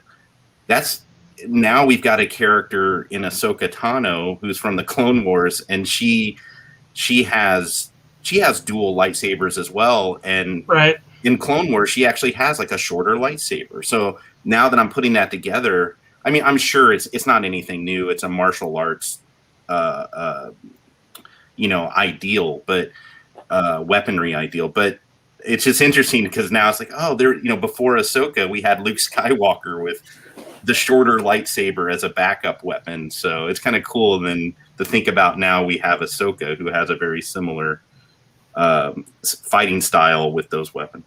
Yeah, and this is Bob Wyacek inking Cynthia on this one. So that checked off a Wyacek box for me. Oh, wow. Trying to get representation. Yeah, I love how crisp those lines are. Like her style, like you said, I never really thought of it that way, but you're absolutely right. It's a very anime, a very manga influenced style. And what I liked about Cynthia's work was it was so clean and crisp, and the lines were so delicate. I mean, it kind of has like a sort of an effeminate style to it, but not overly. It's just very clean and sharp, and she was one of my favorite artists on the book towards the end of that run. I remember her run really well. Well, here is another artwork by Cynthia. Yeah, this one's from issue 104, and I think this is her pencils and her inks on this one. Oh, yes, it's much heavier inks on this one, yeah. Yeah, and it's also a nighttime scene outside, so that may be part of the inks on it. Bob's inks definitely lended a little bit of a difference to her style. Yeah, but it's got Luke, and then for those who remember the old Marvel series, there's the little bunny rabbit type telepathic aliens, the Hoojibs. Yep. So that's Pliff the Hoojib on Luke's shoulder there. And then because the Empire was gone, the story arc here was there was this sort of ninja-like species of aliens that were invading, but it turns out they were really on the run from another invading species of aliens. And in the mix, there was this third species of these ant-like guys who are just sort of the Stan and Ollie or Bud and Abbott comedic relief in the middle of all of this ongoing universal invasion. The Hiromi, and I just thought these guys were hilarious. So, again, had an opportunity to pick up an extra Cynthia page, and this was one that she had signed, so got to pick this one up as well. Yeah, that's cool. You got one that she actually inked herself as well. Yeah. Yeah, I think the ninja alien were those called the Nagai or the Nagai or yeah. The ones and the Toffs I think were the other alien, and it's far too complicated to try to go into. Right. Hey, but we got Hoojibs, so that's right. there's a throwback. There's pretty rare characters. Well, people in the audience wanted to see some, I believe, earlier on, so that's good. Oh, really? Jeff's got your Hoojibs. All right. Next artwork. And sorry, I meant to click off the one, and I clicked on this one early. Sorry. That's okay. So now we're going to transition to the Dark Horse years. This is by Matt and Sean Fillbach. This is Shipyards of Doom. They did a series of digest-sized comics. And let me tell you, the American Library Association loved these guys because it put books in the hands of kids and got them interested in reading Star Wars stuff. And so I don't know how many times the American Library Association invited those guys out to their annual meetings just because all the teachers were crazy about them. But because they were working in a smaller format, their page layouts they did in a smaller format. So this is one artboard turned sideways with 2 pages on it. And then when they signed it for me, they also did the little caricatures of themselves down in the corner. Yeah, Joe can confirm that's pretty spot on. Yeah, I love those guys. They're the Fillbach Brothers. Man, they are a couple of characters. They are great dudes. We ended up. I think I met them the same. I met them at the at San Diego Comic-Con at the Dark Horse Comics party, or the Lucasfilm Dark Horse Gentle Giant party. It was like all these companies, and I think I may have known them already, or I had just met them at that event at that Comic-Con, and I find out they're from Vegas, and I'm there with Jeff, and I'm like, oh my God, you guys are from Vegas, and let me introduce you to my friend Jeff, who is also from Vegas. So what was interesting was we actually hung out with them, I think 2 San Diego Comic Cons before you put together. Yeah, before you put together that they were from Vegas also. That's right.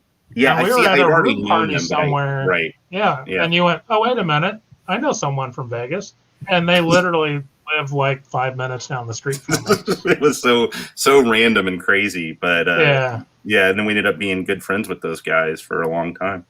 Yeah, hands down, just some of the most creative, most genuine storytellers I've ever met. They are machines. They share one brain. So, and Jeff can testify to this. Like Matt or Sean will start a page and just somewhere, like not even finish a panel, and then slide it over to the brother.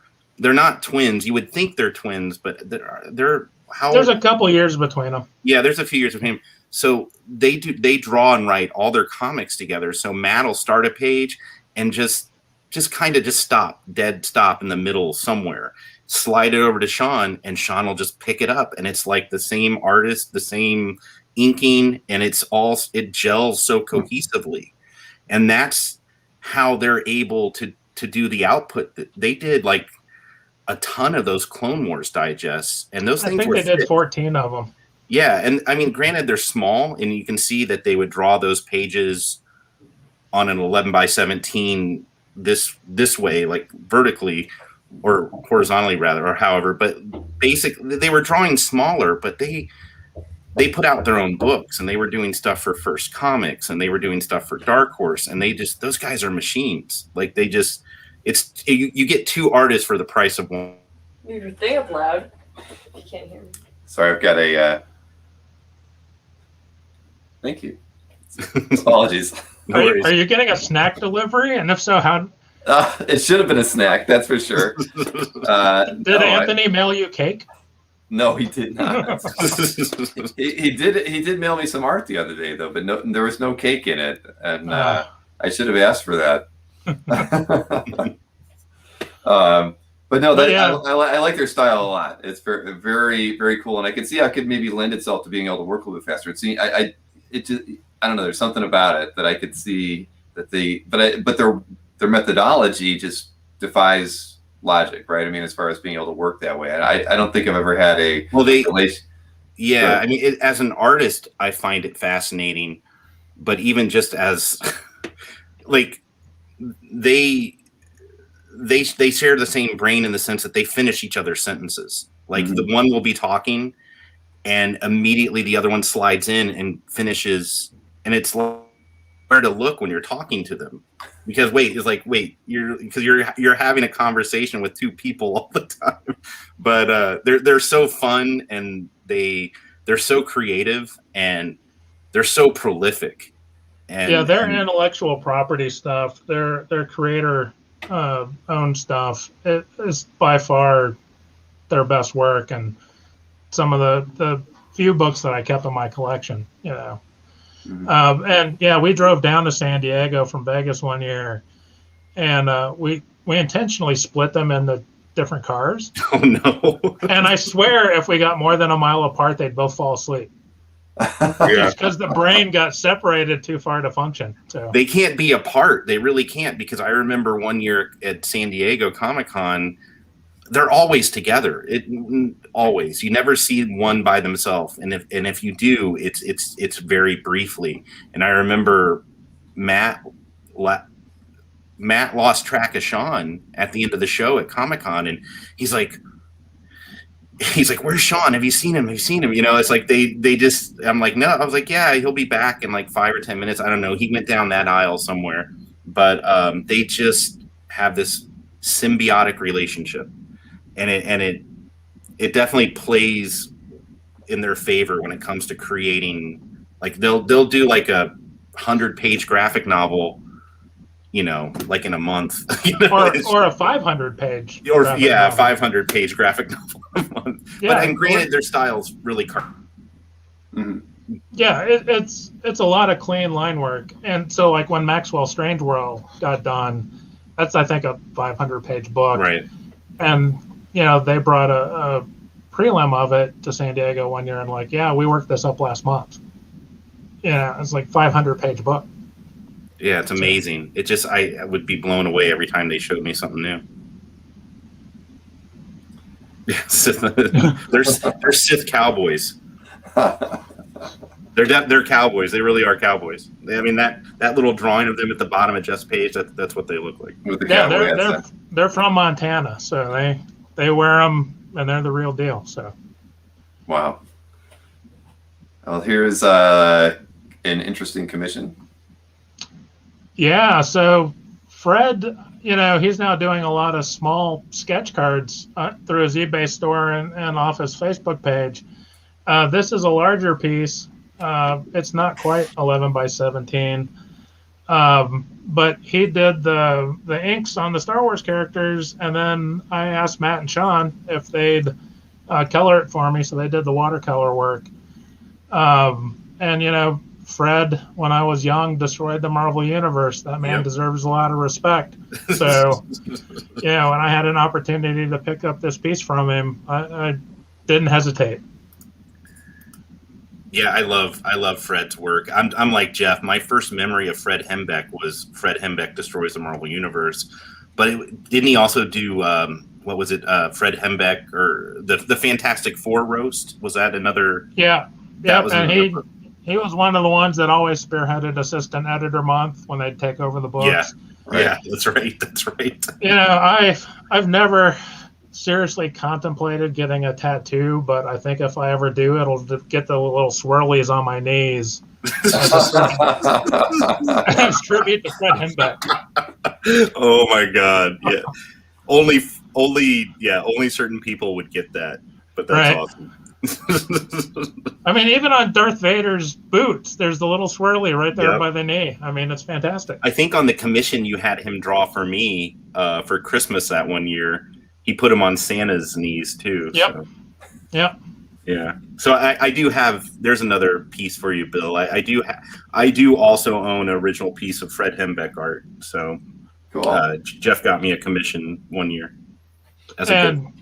Throwing back to Star Wars 80, Fred also did one of my favorite versions of it on one of his little trading cards. Oh wow!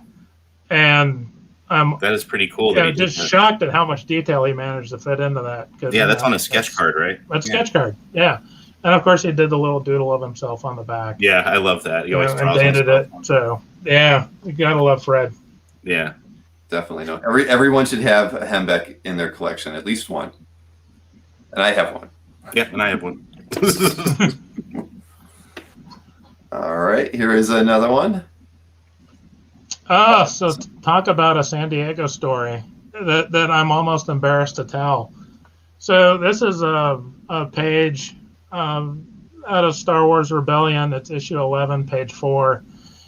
And, for a few years we were working with Joe and Justin and a couple guys at their Artist Alley tables, and we realized, we've got enough art power. We can probably actually get a booth if we pool our resources. And so we put our names in, and it's a huge wait list, and somehow we got lucky and got a space. But it was sort of between the booth with the guy selling kilts and the guy that has two booths who's selling all the Dungeons and Dragons dice. So we weren't really located near any of the other artists. And Justin, through his world famous comics contacts, found out this guy from New Zealand was coming over for the show and was looking for a table he could sit in at to do some commissions and stuff. And Justin just agreed and said, yeah, you can sit in our booth. And so he told me and my buddy Ed about it. And the name didn't click. And Justin goes, yeah, this guy did 2000 AD. And being an American, that name just didn't really resonate with me. And so this guy shows up Wednesday night for preview night and sits down and he's like, well, I'm going to do a warm-up sketch, and then I've got one or two people that are going to swing by, and then I'm going to bolt, and then I'll see you guys in the morning. And this guy sits down and he starts drawing Judge Dredd. And I'm looking over his shoulder and I'm like, man, that's the Judge Dreddiest Judge Dredd I've ever seen drawn in person. It was Colin Wilson, who not only did Judge Dredd, but also did runs on Blueberry and all those comics. And, and for some reason, the name I didn't put two and two together. And, so Royd Burgoyne, who's got a CAF page set up with his collection, he repped Colin. He may still rep Colin and Nicholas Scott and a lot of those Australian and New Zealand-based artists. And so with associating with Colin that weekend, I got to meet Royd, and Royd showed me Colin's portfolio, and I got to pick up a couple Rebellion pages through Royd, and This is one of them. This character, Dina Shan, is a rebel, and her storyline is sort of she's the everyday one of us, and she finds herself hooking up with the rebellion and running around with Luke Skywalker and Princess Leia and Han Solo and all these heroes, and she just feels she doesn't cut it. And she was introduced in the Star Wars Empire series. Adriana Mello did that story arc, and I've got one of the pages from that issue where she first appears. And then in this particular page, she's packing her things in a room, and she's just feeling she's just not the right fit and doesn't have what it takes to hang with these heroes. And Luke's kind of trying to ask if there's anything he can do to talk her out of leaving. Very nice page, and a good story about Colin. Yeah, and Colin's pages, that one's, I don't know, that's maybe 13 by 20, that page. Mm-hmm. He works on a slightly larger size, and what I found interesting was he doesn't draw the borders. So it's like a big collage page, but when you see it printed, they go in, and by this time they're doing the digital lettering and stuff and the coloring. So, they're adding the borders in. And so he just didn't even take the time to draw the borders and stuff in. And so a lot of his artwork from these issues just look like big collage pages because of that. I wonder if that was a standard thing back on like 2000 AD for not just him, but for the other artists as well. I wonder if that could be. He did Battler Britain.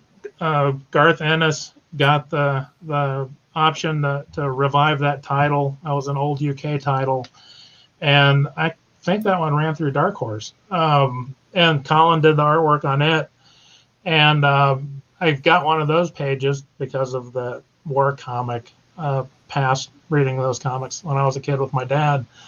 And I picked up a Battler Britain page at the same time, and it's done the same way. So, okay. I was going to ask if you had any other pages from the UK or UK artists. So I'll have to definitely check out more of his art on CAF just to see if that's standard or not for him. Yeah.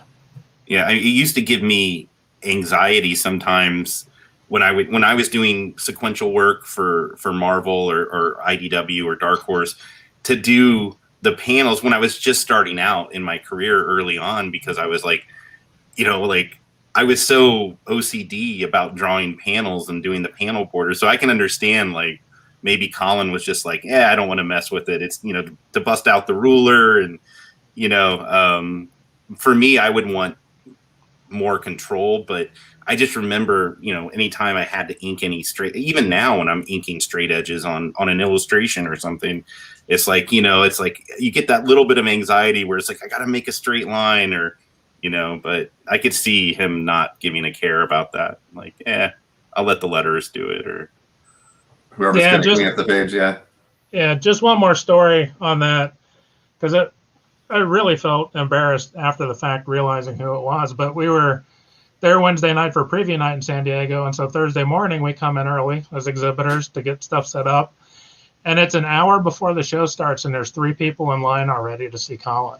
The first one was Dave Dorman, Star Wars artist Dave Dorman. The second one was John Higashi, who anyone on CAF has probably come across John's collection. Mm-hmm. And I can't remember off the top of my head who the third one was.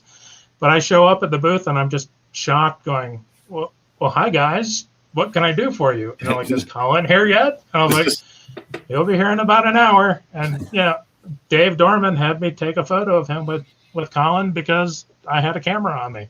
Mm-hmm. So I got to email that to Dave afterwards. And it was just great to see, another sort of revered Star Wars artist, having his moment with one of the artists that he's a fan of. That's one of the things I miss about going to the cons is those kind of moments and those interactions, both with other fans and with the professionals. So, mm-hmm. I can tell you, I was going to say, John, I can tell you that John Higashi is one of the most requested interviews that I get from other collectors. And John has promised that one day he will be on the show. It just won't. It's going to be a little further out, but he will be on there because I literally get a request every other week saying, you got to get John Higashi on there. His collection is off the hook. I've seen it in person.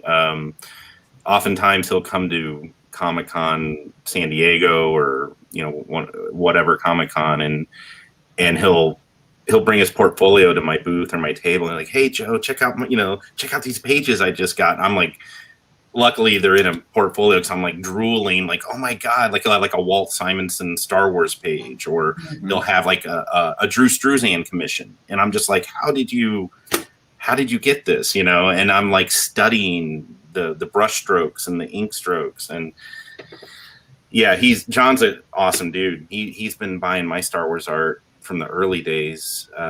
So next time I see him, I'll twist his arm for you and tell him to come on your show to get on there soon. He has committed to it. It's just a question of when. Yeah. But I agree. He is a magician as far as finding work at the cons and prearranging deals and knowing where everyone is going to be at what booth and at what time. And somehow he is always in every line. I mean, he could be a clone because he is everywhere. And you're like you said, when at the end of the show, he has a bag full of art. So, he's amazing. Yeah, and just one of the generally nicest guys in comic. Oh yeah, collecting. I agree. Yeah, he's super nice guy. Like I love just, even if he's not buying anything off of me, I don't care. I just love hanging out with him and talking with him at shows, because when I spot him through a crowd with his portfolio, I try to flag him down. I'm like, let me see what you got, and he'll be like, check this out, I just picked this up today. And I'm just like, like iconic artwork and not just random things. Like his collection's pretty choice. Like it's very premium stuff. I completely agree. So yeah, he'll be on one day. Let's see. John McCrae is the next one here. Yep. This one was one of the Star Wars Tales issues. This particular story was Trooper, and it's a Garth Ennis story, and Jimmy Palmiotti inks. Oh, wow. This one is for all the costumers out there. This one's told from the point of view of one of the 501st Stormtroopers, and it sort of follows him from his point of view during that opening scene of the first movie, where they're boarding Leia's blockade runner. And it's just a great issue. And, I like John's style. He sort of does that wide lower part of Darth Vader's mask like Infantino did. And so that really called back to, childhood Jeff reading the Marvel comics. And even though this is a later Dark Horse page. That's beautiful. And Jimmy is actually somebody who I'm going to have on the show sometime soon. He reached out and said he'd love to be on, and so we're going to try to work that out. I emailed with him today, so. Look forward to that one. He'll be a good guest. Yeah, he's a huge art collector. He's been collecting for a very long time. I mean, as a lot of people know, there's lots of fun stories about him out there, so I can't wait to get him on screen for a few hours. Oh, here's one of those names that I'm going to have to try to pronounce that Bill can correct me on.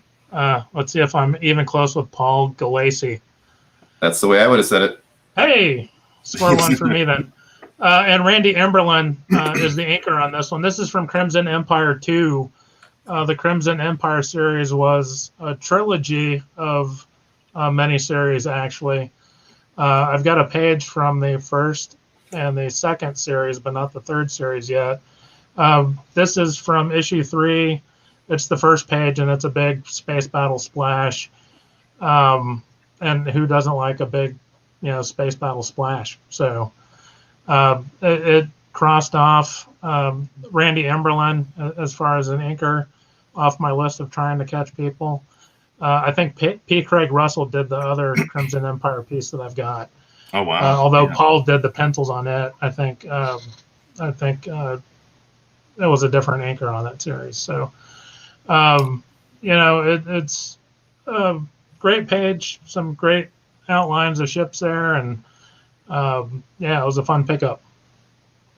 Yeah, I'm actually Paul is actually one of my early influences as well. Going back to I remember his Shang-Chi books that he did. Oh yeah, for Marvel. So when I was a kid, I was collecting, Shang-Chi, and then I remember rediscovering his work for Dark Horse when he was doing a Terminator series, I think.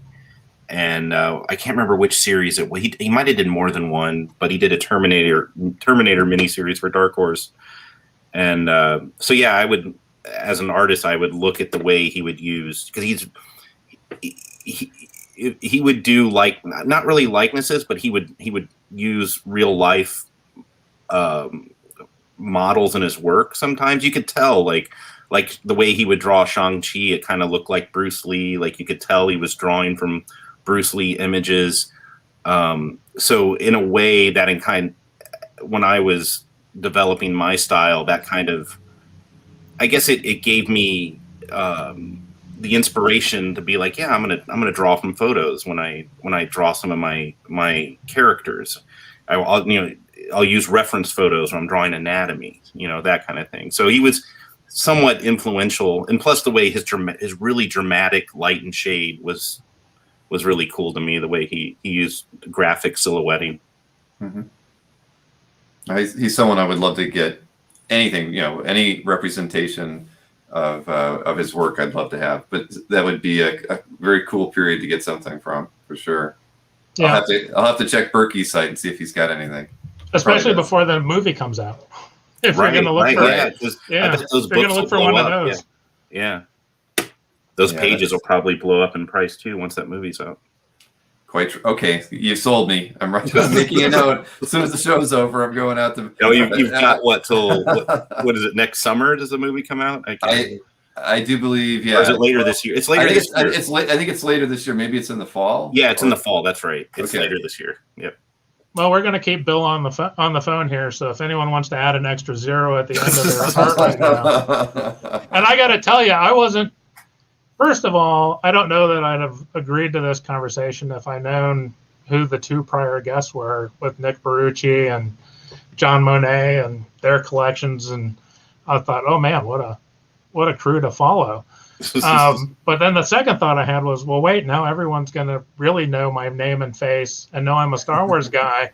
So as I walk up to their booth, I can just see the sticky note with the extra 0 added on the end of it.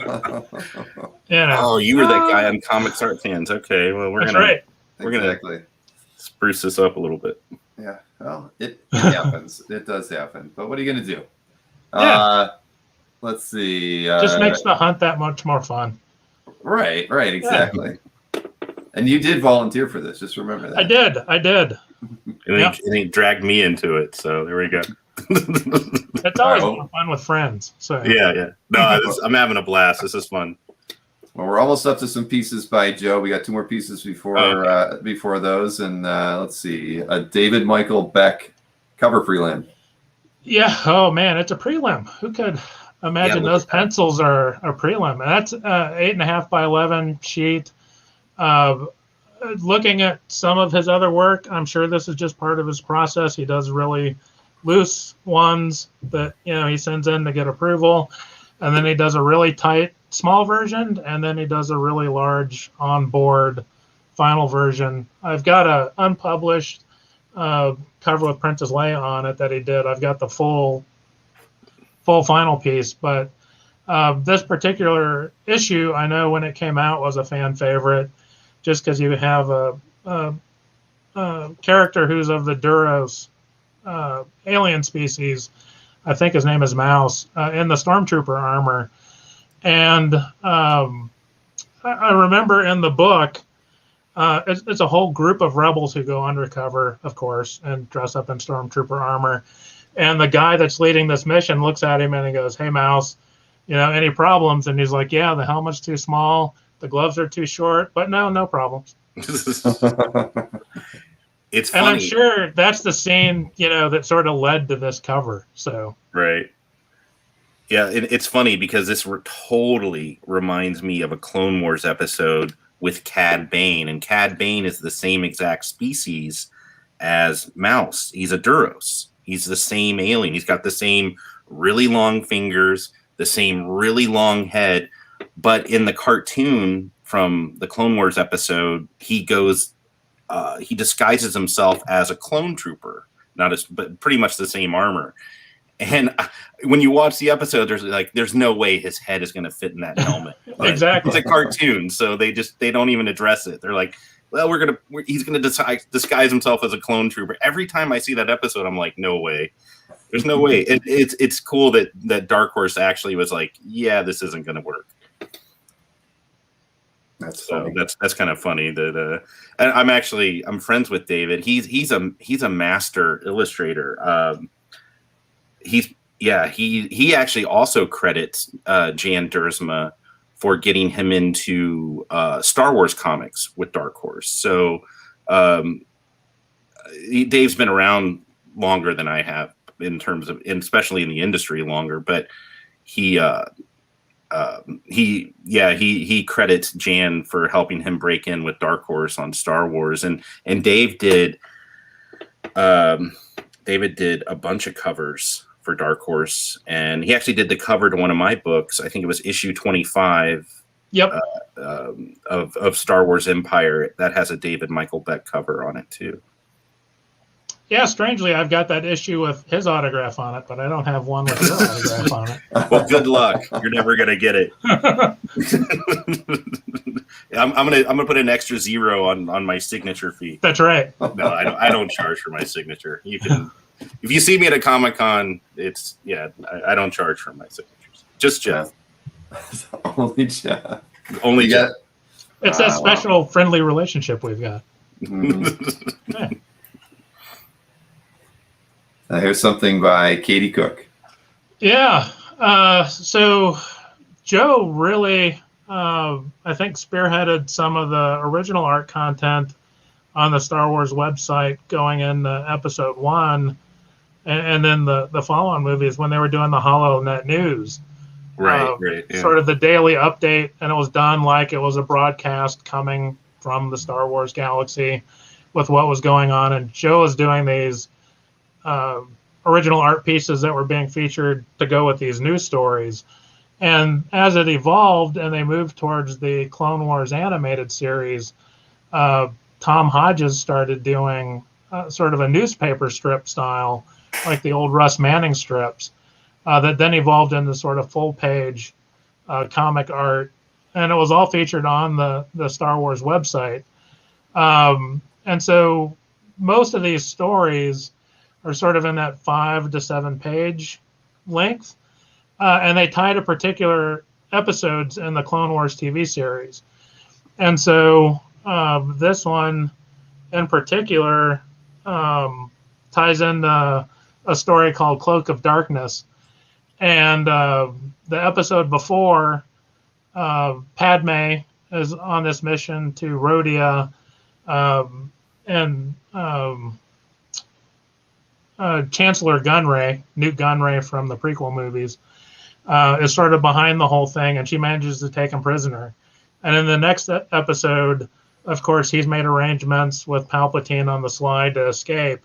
And this story that Katie did is sort of in between those two episodes, where Padme is just kind of checking in with Anakin, and Anakin then sends Ahsoka off because he knows Gunray is going to be up to something. And so Katie's one of the folks that sort of wound up in our circle of friends and associates in San Diego, and her husband Ryan, who's just a hoot. So when I found out she had a couple of her pages available, and she did the coloring on these as well, I just jumped on this one. So.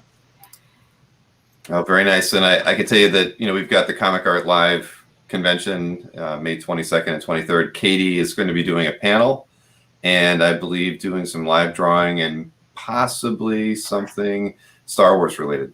So Katie, of course, anyone who knew her from the cons, did these little self-done mini watercolor sketch cards. I've got a dozen of them.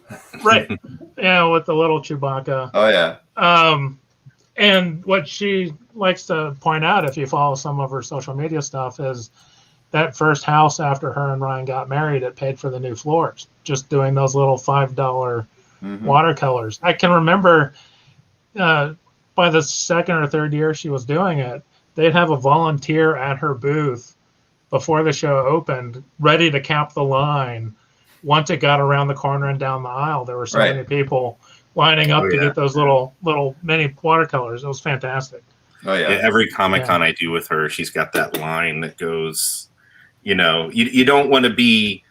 Usually they put her on an end cap, and then but yeah, it's still if you're in that aisle with her, it's like, you know, it's like you're like, oh, you know, like she just sort of absorbs all the people in that aisle because they're all waiting for those $5 sketches. But, but yeah, Katie's awesome. She's still up in Michigan, I think, just right above me here.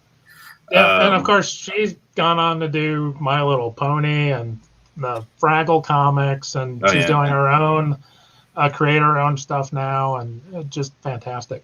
Yeah, she's doing some Star Wars books for Lucasfilm Publishing too, and Disney books, and so I know she's busy with those, I think, right now. So, and she's got a new cat. I think that's 4 or 5 now. So, oh wow, yeah, that's got to be keeping her busy. Yeah, and plus her daughter or daughters. Wait, she has 2. Yeah. Yeah. Yep. Well, she's one of my favorite people to talk to. Yeah. And the last time I saw her was at New York Comic Con, and like you said, Joe, she was on an end cap, and then they had a big, you know, little corral along the side of the end cap to get the line. Oh yeah, I think at New York I can see her table like 3 or 4 aisles over directly from my. I'm usually on an end cap towards the front as well, so I can see that line every year that just wraps around. And they have to and then it like continues. They have to like break it up and have it line down a wall, and so she's pretty popular at shows, and deservedly so. That's for sure. Yeah, and I probably bought more My Little Pony images than anything because I've got 2 daughters. So there you go. Those were easy picks when I was shopping her table. Yeah, when you got to bring stuff back for the family or friends, she's a good stopping point. Yeah, definitely. Yeah, she stumped me. She's like, "Well, which pony is her favorite?" And I just said, "I don't." The blue one. Yeah, I just said I said the pink one actually. And she's like, "Well, which one?" And so I felt stupid because I couldn't answer. The Sunshine Bear. No, wait, those are Care Bears. Or Funshine. I don't even know the Care Bears really. Let's see. So we got 3 artworks to go, and are they all by Joe? No, they're not. Oh, okay. Let's see. The last one is not, but the last one is not, right? Yeah. So let's see here. This one here. Yep. So this is Joe's first Dark Horse Empire story, issue 25. This is the first page splash with Han Solo getting tortured, and then I also got Joe's original layout. I think that's pencil and marker. Yeah, that's definitely Sharpie there's some pencil underneath, I think, but yeah. And then Joe, he does tight pencils, kind of like David does. So yeah, those are beautiful. Yeah, they went right to coloring. No inking on this. Yeah, that's needed. Oh, thank you. Yeah, that was my that's the very first thing I drew for Dark Horse Comics was that page, and I started on page 1, and that was my first Star Wars gig for them. And I had done some other books. I'd done some stuff for Marvel, Crimson Dynamo prior to this, and some small press stuff prior to this. But yeah, this was at this point, I remember, I think Randy Stradley, the editor, he had seen, he was familiar with my work, and then he was just like, yeah, just do tight pencils, and we'll just go, because at the time they were doing a lot of that with they had some really good colorists, Dave McCaig and a few other guys. I can't recall their name right now, but Dark Horse, to me, they were always known for their really good colorists, and they had colorists that could paint over the pencils, and that they were just doing that on a lot of their books around that era. And for me, because I draw from reference a lot, especially when I'm doing likenesses, my pencils end up just being tight if I'm light boxing like a photo for a likeness, for example. So my pencils just would come out tight anyway. So I got in the habit of drawing that way. And Randy was like, yeah, we'll just have, if you want to just go a little tighter, we'll just have we'll have our colors just paint right over your pencils. So in a way that kind of influenced me to draw. I tightened up even more and just did really tight pencils for pretty much a lot of the books I did for Dark Horse, but also for IDW. I did some inked pages as well for IDW, where I would ink myself, or I had inkers I worked with, like the Fillbach, for example. So. Mm-hmm. Well, no, this is a beautiful page. Oh, thank you. And this is from the other issue he did, issue 31. It's not quite a full splash, but it's it is got mostly the little panel a at the top, yeah. Yeah. And on the bottom too, yeah. Yeah, and Joe completely ignored all the crop marks on this, and it's just right out to the edges of the board all the way around. But I love Joe's Darth Vader. And this is one that I picked up the page from Joe and had Joe sign it at the time. But then later I got a chance to meet Scott Ali, who was the writer for this issue. And I seem to remember in one of the recent interviews, someone asked if anyone else had writers sign their pages. In this instance, I got Scott to sign it up there in that top box because it's one of the few open spaces on the page. But since I had the opportunity to meet Scott, I brought this page with me and had him sign it. And if I ever get a bump into Chris Claremont, that Infantino page we started with, I'm going to get him to sign that too, because why would I not? Right. I usually see Chris at San Diego and New York. So yeah, I know he still does shows. I still see him I out just there. haven't managed to intersect him in the right place at the right time. Yeah, that Darth Vader was really fun to draw. He's one of my favorite period or to paint in Star Wars. So he's my favorite character in the Star Wars mythology to work with. Not just as a penciler or a painter, but also just as a storyteller. When I get to, whether I'm doing illustrations or telling stories of Darth Vader in a comic book, or if I'm doing it through paintings or illustrations, I love working with him as a character, but because he's my favorite Star Wars character. But he's a lot of fun to draw in my graphic style with all the dark silhouetting and the graphic shaping, and he's just a really dynamic character. He lends himself to that graphic comic book style really well. So yeah, I always love drawing Darth Vader. And he's force choking a Mon Calamari, and there's a dinosaur wearing clothes. Yeah, that's a crazy page. There's nothing wrong with that page. Then you got a Mon Cal who's like getting force choked by Vader. Yeah. So have you ever done any Darth Vader with the fine artwork that you've been doing recently? Oh yeah, I've done over the years. I mean at least a handful of paintings of Darth Vader for different projects. I did one for Disney parks that it was exclusive artwork you could only buy at the Disney parks, and it was just Darth Vader. It's actually in my comic book art style, not necessarily my painted style that I do. It's more of kind of like a traditional comic style, but it's full color, and it's Darth Vader, and he's flanked by 2 TIE fighter pilots, and then you've got TIE fighters at the bottom. But that was a fine art print that Disney sold at the parks a few years ago. And then I've done some Vader painted artwork for Star Wars Celebration and some other illustrations. So it's probably Vader and Boba Fett are the 2 characters I've probably drawn the most for Star Wars, quite like for official work probably. But they both happen to be my favorite characters too. So that's good. That is, I can only picture it, so I'm gonna have to do some Googling. Yeah, it's on my website. If you visit joecorroney.com, I have my Star Wars gallery on the left-hand side on the navigation. So I think it's in the first gallery at the top. There's Star Wars miscellaneous art. You click that gallery, you'll see it in the gallery there. Okay.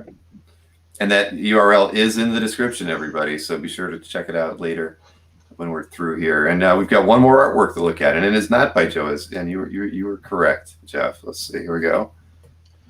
Yeah. So as an archaeologist, I'm not sure how often the Indiana Jones movies really influence the day-to-day stuff of what we do.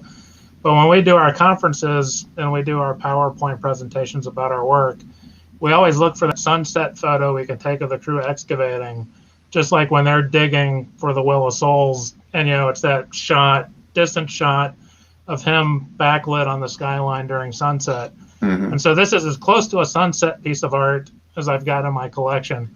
And it's a page by Jim Bakey, another artist known for 2000 AD, actually. And so there was another trilogy of miniseries, Dark Empire 2, and Empire's End. And Cam Kennedy did the first two series, and then Jim Bakey did the third one. And I always loved that watercolor look in the books and knew that all the original art was actually done in that style and not just line work that was digitally colored. And so this is one of the first pieces I've picked up in the last couple months since I've got back into the collecting.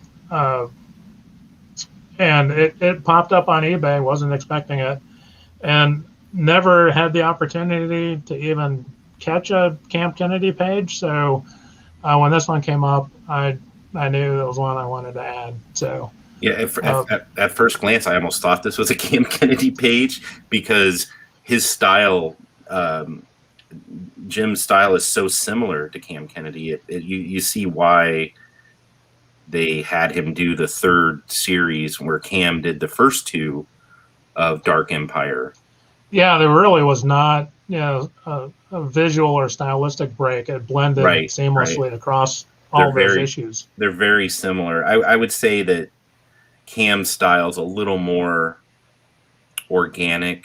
It's a little more, maybe a little looser even in a way, especially with the watercolors. But I mean, it just, when I first saw this, I guess I didn't realize you had this piece. So I was like, oh, that's a Cam Kennedy page. But then it's like, oh no, wait a minute. It's from Crimson or Dark Empire 3. Well, it's really nice. Yeah, and I see the comment from Joey Wetterstatter there about a page from issue 38. Oh, yeah. Yeah, Joey's my cousin. And strangely enough, that issue was a fill-in. It was a little bit of a schedule issue before they could run the Empire Strikes Back adaptation in the series. And so they actually say that the Empire Strikes Back, is coming next at the end of issue 37, but they couldn't get it printed or whatever in time, or get the Lucasfilm approval. I'm not sure what the issue was. So they plugged in issue 38, and that's the Michael Golden issue.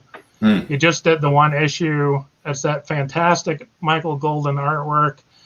And I got Michael to do a Princess Leia commission for me because I can't afford those issue 38 pages, because even among the Star Wars collectors, that's an issue that's on sort of the grail list for a lot of folks. Of course. So I got this commission made, and his sort of art rep is Renee Witterstatter. And I saw that last name, and I was like, there can't be too distant a relationship. How many Witterstatters are in America? I mean, that last name is 14 letters long or whatever. And so I asked, and I was like, are you by chance tied in with the Cincinnati Witterstatters? And she said, yeah. And so somehow I think I connected Renee with Joe, and Joe ended up working Michael's table in Cincinnati the next couple times Michael came through. Mm-hmm. So, it's a small world. You know. It's you never know where you're going to find a connection. Industry. Yeah. Sure. Yeah. Well, she had a career in comics, and So, let's see. So that's the last artwork you had, Joe. I just wanted to pull up one of the this example that you had sent me of your work. I really love that image. Oh yeah, thanks. That's the cover to Empire 31, which has the page that Jeff just showed with Darth Vader choking the Mon Calamari alien. So this was this was my one and only cover for Dark Horse for Star Wars Empire. Interesting enough, I did this in 2005. This book had come out, which was the same year as Star Wars Celebration 3 in Indianapolis, which was the big Star Wars convention. And even George Lucas appeared at that convention and did a panel and everything. So that year, before the convention, I had to submit, and this is just a policy with artists who do licensed work for Lucasfilm, even the comic book artists as well. Before we sell it privately to collectors, we're encouraged to send the artwork in to Lucasfilm through their art rep, through their art manager there, because George is a collector of original Star Wars art. He owns, like Drew Struzan's, and he owns, his art collection is, I've been in his house at Skywalker Ranch, and the things that he has are mind blowing. But he collects original artwork, original Star Wars art for his archives. So when they say that Lucasfilm might want to buy your artwork, what they mean really is that George Lucas might want to own your artwork. So I submitted this cover and some paintings. I had done that, or a few years earlier, I had submitted some other pages and illustrations. And a few months later, they get back to you to let you know whether or not Lucasfilm will be purchasing this art for their archives. And George had picked out this cover, one of my paintings. He ended up spending, at the time, I think it was around $5,000 on Star Wars art that I had done. But he had bought. So George owns this cover. It's basically in his art collection, probably in a flat file somewhere in his basement, or at Skywalker Ranch. So, but yeah, so George Lucas actually owns this cover. So, I've probably put together about half the pages from Joe's 2 issues in my collection, and I know that I'll never be able to. Yeah, you'll never get this cover unless you break into Skywalker Ranch. I know that'll the just way be there. A movie. Yeah, it could be a movie. We'll get somebody to direct that. Kevin Smith can direct you and me. We got to get that cover. We got to complete Jeff's collection. I know a lot of artists that have had that honor, and every one of them, feels really humbled to have a piece or two added to the Lucas collection. So yeah, that's fantastic, Joe. Well, thank you. And the other thing is he's developing the Lucas Narrative Museum. Mm-hmm. I think LA, right? So a lot of his work that he owns, and it's not just going to be, though you will get some of that in there for sure, and probably some of the props and costumes, but I imagine that some of the artwork that he actually owns from Star Wars Illustrated, might end up in that museum. I'm not saying that cover will end up in there. I'm sure they're going to rotate it because he rotates the art in his house. Like he'll a feller, and he might switch it out with something later. So his collection is extensive. But as goes, he could. I know they rotate the art at Lucasfilm on a regular basis. So and Star Wars artwork that they rotate is artwork that George owns as well. So who knows what'll end up in that museum when it finally debuts, whenever they're finished building it. I think in a few years, maybe, I think. So we'll see. Yeah. Colin probably knows the timetable. That's my guy. Yeah, he would know. I would have to read an article. I know they're working on it now. I don't know. I think I think they're building it. So. Mm-hmm. And now James Henderson says now he knows why he can't find any of the pages that he'd like to buy, probably because Lucas owns them, and that's probably Lucas. I'm sure he definitely owns some covers. I know that. Like he owns original painted, like John Foster covers from Dark Horse, that era. Those painted covers he did, like the one he did of Aayla Secura for Star Wars Republic, and cover of an Aayla Secura is the female Jedi with the long blue head tails, and John Foster did a super dynamic cover of her. George saw that cover and was like, I'm going to put that character in episode 2, Attack of the Clones. So that's kind of, he owns the artwork for some of these really iconic issues. Very cool.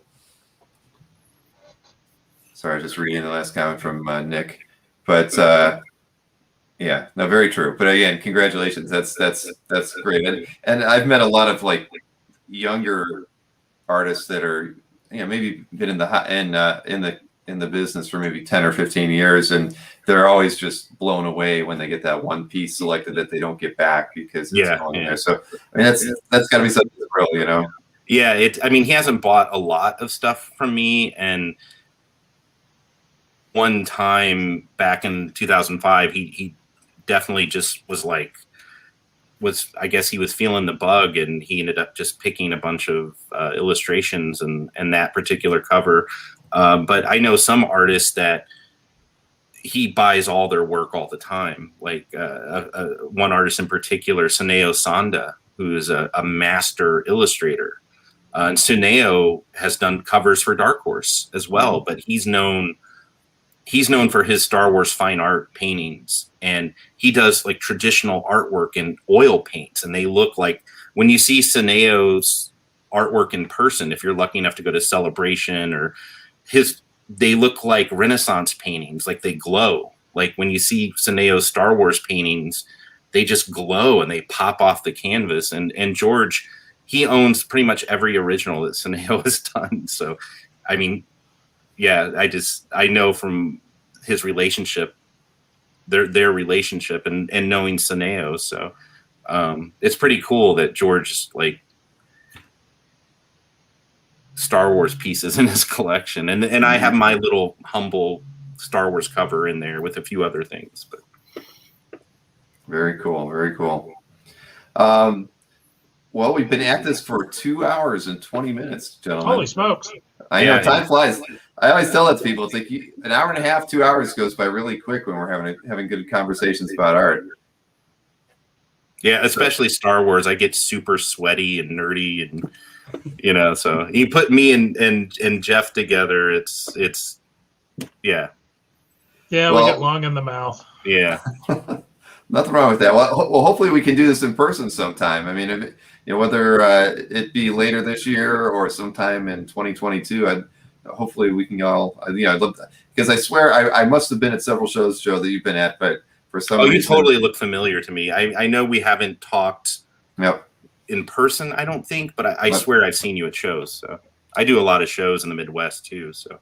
Cool. Well, and we're only not even 100 miles apart. Yeah, so. Like you're on the other side of Cleveland. So exactly. But all right, guys. Well, listen, I'm going to call it a night. But this was a lot of fun. I'm glad you guys. Again, last minute requests to have you both on the show, and it was fantastic, especially for May the 4th. What else could we ask for here this evening? So right. Yeah. It was fun for me too. I love seeing all of this Star Wars art as an artist. Well, it was fun to share. So thanks for having us, Bill. Right. No, my pleasure. And I wanted to show that thing one more time so everybody knows to go to your Store Envy site and to use the Star Wars Day promo code, and they can get 35% off any item in the store and get a free print with every purchase. Yep, that's correct. And this sale will last until May 9th. And if it ends up being successful, if I get more customers, I'll probably run it a little longer, so if people find out about it a little later. So all right. No, and please keep us in the loop. If you do that, send at least ping me through Facebook and let me know that it's out there. I'm sure Colin will keep his eyes open too, but I'm always happy to do anything I can to help the people who've supported the show by coming onto it. And so I would love to be able to do more for you, and And I should thank Timothy Wenhold for the little super chat there. I appreciate it. Oh, wow. That's cool. Yep. And anyone who's still actually hanging on to the end, go ahead and make sure you hit that like button. So Bill will keep doing these great conversations. Yeah, I'm terrible about asking for that, but yes, remember to like the show and subscribe if you're not a subscriber. It always helps out. So push those algorithms on YouTube. Exactly. All right, gentlemen. Thanks again, and have a good evening. And thank you. I'll see everybody tomorrow night on Dueling Dealers at